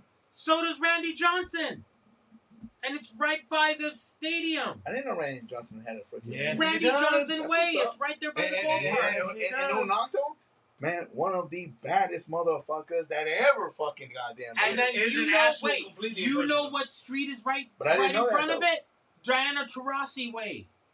So no, Michael. Where's Steve Michael? Nash also has a Cosmo? fucking street over here. He So never watched fuck that. him. He went to LA. Exactly. Fuck that. Thank you. Thank you. I know, greatest fucking Suns player is Amari Stoudemire, but I said what I said. Fuck no. Fuck yes, it is. We're looking at it right now. Hey, what he's done? Yes. He's not done yet. No, he's not done. What has Booker But done dude, that Amari if you couldn't were do? to give me Booker or Stoudemire, I'd take Book any day of the week. Fuck Depends. Amari. Depends who you got Amari else on that can lineup, and that's where the team. Amari That's can where the team question comes in. fly kite. Okay. I'm not gonna be like Mr. Albee, but yes, you can go do Listen, that too. you want me to tell you where it's at though? Too. Fellatio and another in man. the basketball aspect of it, Amari Stoudemire dominated Tim Duncan throughout his career. Tim Duncan top 5 in the fucking Hall of Fame as far as the position, right? Who is Tim Booker? Duncan. Who is Mr. Booker? Who is Fundamental. Booker dominated? Who's on that Hey, level? but what you're saying he's Style dominant. makes fights. Yes. Amari put up 40 points, fucking 15 rebounds. And how many rings did But Amari it get? won no championship. How many rings did Amari get? So in the team sport, it is And judged how on many whether rings you did win or Duncan not. get? So Devin whether Booker so put in the up team sport, it still is 72. based on whether you win or not. Then right? Not on whether you're better than your competitor. 0 championships. 72 points, bro. What? And he did Booker had 72 points. Fucking Amari had 60 something against Portland. That's It don't only like fucking half my matter. fight, bro. I'm telling you. 0 championships. And then wait, How many does Booker wait, have? You know how many Booker- championships wait, he Because won? he's not done yet. He's If not Amari done. if he wasn't riding and slobbing all over Steve Nash, he would have been a nobody. See, the crazy part is Amari still went to the playoffs and finished second. Fuck Amari listen, Stoudemire. Amari Stoudemire finished second in MVP voting without Steve Nash. Steve Nash never made the playoffs without Amari once Amari. So Facts. no, I'm just saying facts. that- We had that conversation. And You just told me that he couldn't do shit without Nash. He won. it's still not good enough. He finished second 0 in MVP championships. Well, let me tell you behind this. LeBron, by the way. Then here's 0. the The only winner that was ahead Wait, of 0 LeBron. how can championships. You give a man who left us for nothing. He left us Fucking because nothing. the Suns offered him Left $50 us with the million bat. left. Fuck him. I don't know Like anybody CeeLo Green who would says, take $50 fuck million you and left. fuck him too. I do. Larry Fitzgerald. He took. He Larry Fitzgerald was the highest paid receiver No, the Arizona Cardinals ever had. yeah, Amari but- Stoudemire wasn't even the highest paid But that player man, of his time. but that man took pay cuts to stay here, and I got none respect for him for that. Though. Don't you dare put Amari on the same level as Fitzy, dude. As the only dude who's wearing a Fitz jersey here, I'm just That saying. has You know what no- I mean? I'm just saying. That doesn't mean And shit. the only fool with a Philly Suns tattoo. That doesn't mean shit I- either. Wait, who were you celebrating for about? Everybody knows it's No. the next one. New Fuck the York Knicks. motherfucking Fuck Knicks to everybody. I Knicks. got a chance to celebrate. God, you Bro. on your way. Pinche Raider, cabrón. Hey. Yeah. Suck Yeah. your old dick. Exactly. Let's go, man. Go ahead and give your shout outs as we tapping out. Let's wrap it up, gentlemen. All Go ahead. right. I am done listening to this bullshit. I am all about boxing. I am glad we had this long conversation about Oh man, this one's long. we talked about Rolly, we talked about Tio, we talked Clarissa. about Clarissa, We talk about everything, bro. we talked about what's relevant, and we talked about what's not relevant. But you know what? It's the beauty of boxing, bro. Everybody puts their point of view out there. Everybody, Subjective. That's what I said. The greatest one. it really is. It really is subjective. It's come a long way, and we really have not come far enough yet. Because if you ask him, not too many people know about boxing, and we have to get that out there more. We have to get that out there more. So that's what we're doing. that's right what now. we're trying to do here. That's what we're doing. That's what we're trying to do here. So We're planting that seed. Motherfuckers gonna remember and know forever and ever. So whether you're wearing a Fitzgerald throwback, whether you're wearing a For Love of Boxing throwback, whether you're wearing an NFL cap, whether you're just here trying to enjoy yourself for boxing banter, we're gonna give it to you how we see it and how we feel. But nonetheless, sports is alive, boxing is alive. Everything that's involved with boxing, you're going to find it right here at the 4Level Boxing Podcast. There's a lot to discuss with boxing these days. This show ain't going nowhere. There's always something to talk about, man. Thank you for giving yourself 2 hours of your time because it's been a long podcast. 2 hours? For real. Oh, Happy 2 birthday. hours. We're going on 3 hours right now. Damn. It is going to be 11:30 at nighttime for those of you. Happy tuned in birthday right now. to you. More people tuned in right now than we had throughout any other time during the show. So it's kind of Josh. What's up? Happy birthday, doggy. You know, Let's this is go. how we roll right here at the 4Level Boxing Podcast. To my man, to my right, Guapo Damas. Man, you are one character. I gotta admit. Yeah. But take off your hat for me for 1 second and show that sexiness. And then put the cap back on. AZ Cardinals to the fullest, baby. My man to my left, right here. My man, Mr. LP, right here. Take your cap off right here. Salute. Salute. Take that. Show the logo. Show the logo. Right there. For Love of Boxing. That's how we roll. That's it. My man, Josh, right here. Show your cap. Oh, shit. Show your cap. It's no For Love of Boxing, but it's Arizona Cardinals all day, every day.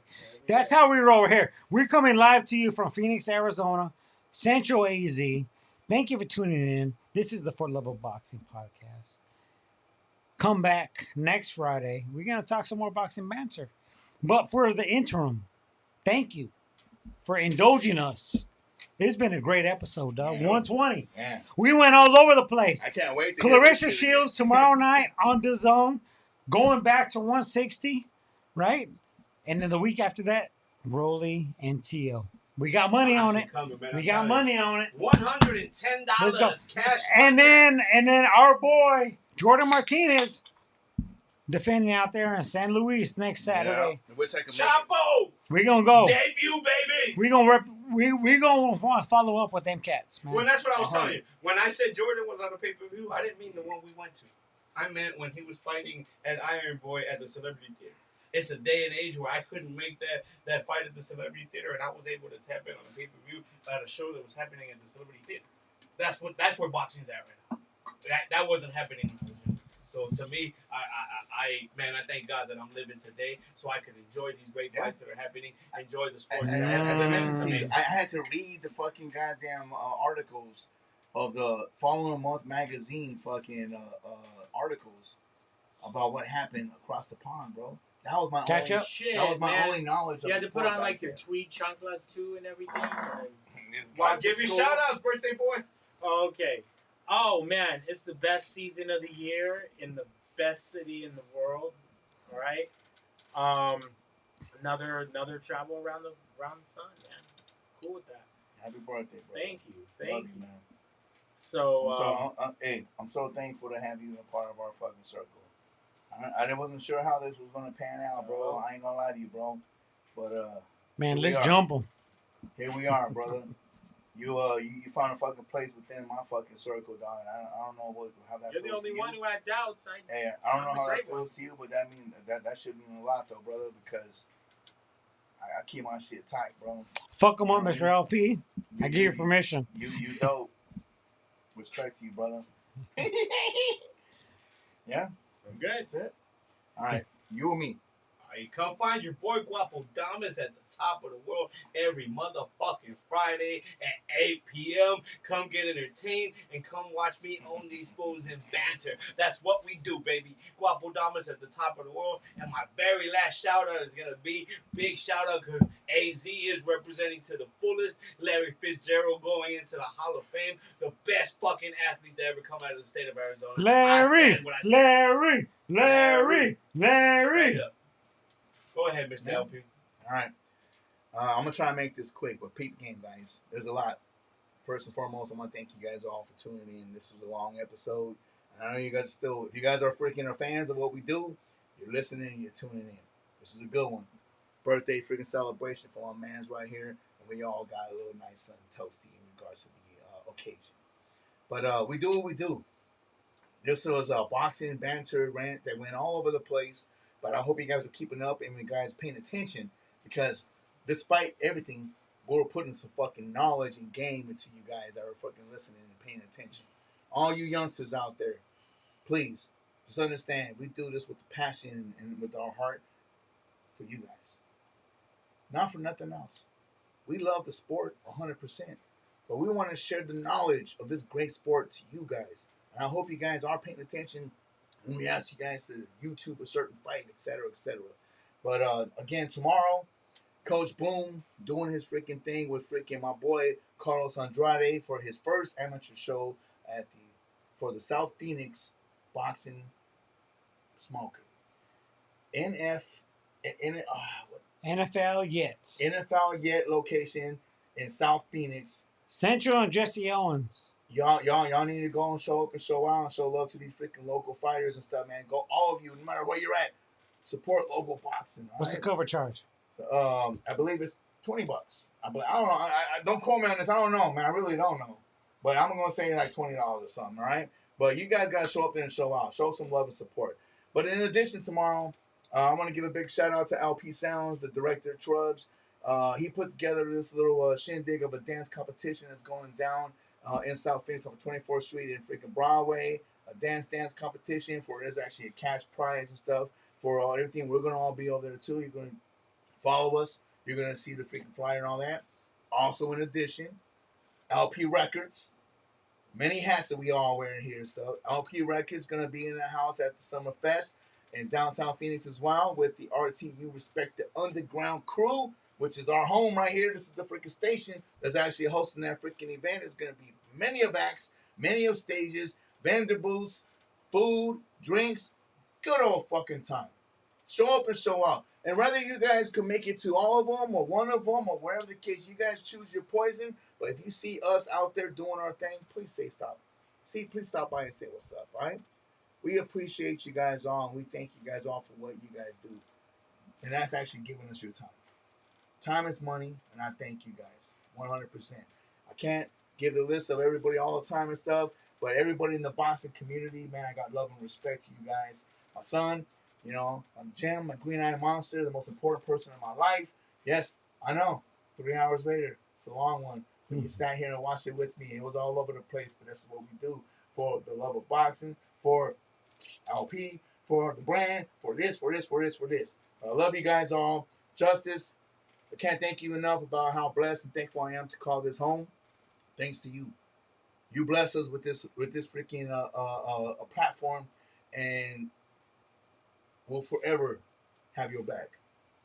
Full of a boxing, baby. Success and nothing less. Get your merchandise, man. The number 4, LUV of boxing. Google us. You'll find us on all platforms. We're everywhere. You can just Google the Full of a boxing.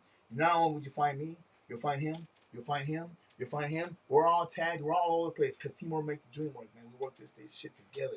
Can't wait to see you guys at the next one. Stay blessed. Happy Friday. Yo. Y'all take care. Yo. To my nephew, Dylan, man. You fam. Hey, man, rest in paradise, bro. Don't miss you, though. Peace out, man. Friday night. Hold up. Also, too, man, to my family also that pays attention and stuff. Shout out to my Uncle Junior. The best, man. You're gonna hold that title forever, man. You're the best. You're the best deal that I ever had. I'm sorry that we grew distant and stuff, but my condolences and rest in peace to you. Prayers and thoughts to my entire family, man. That was a tough one, because he was a great fucking guy. Rest in peace as well. All right, we out. Full level boxing. See you next week.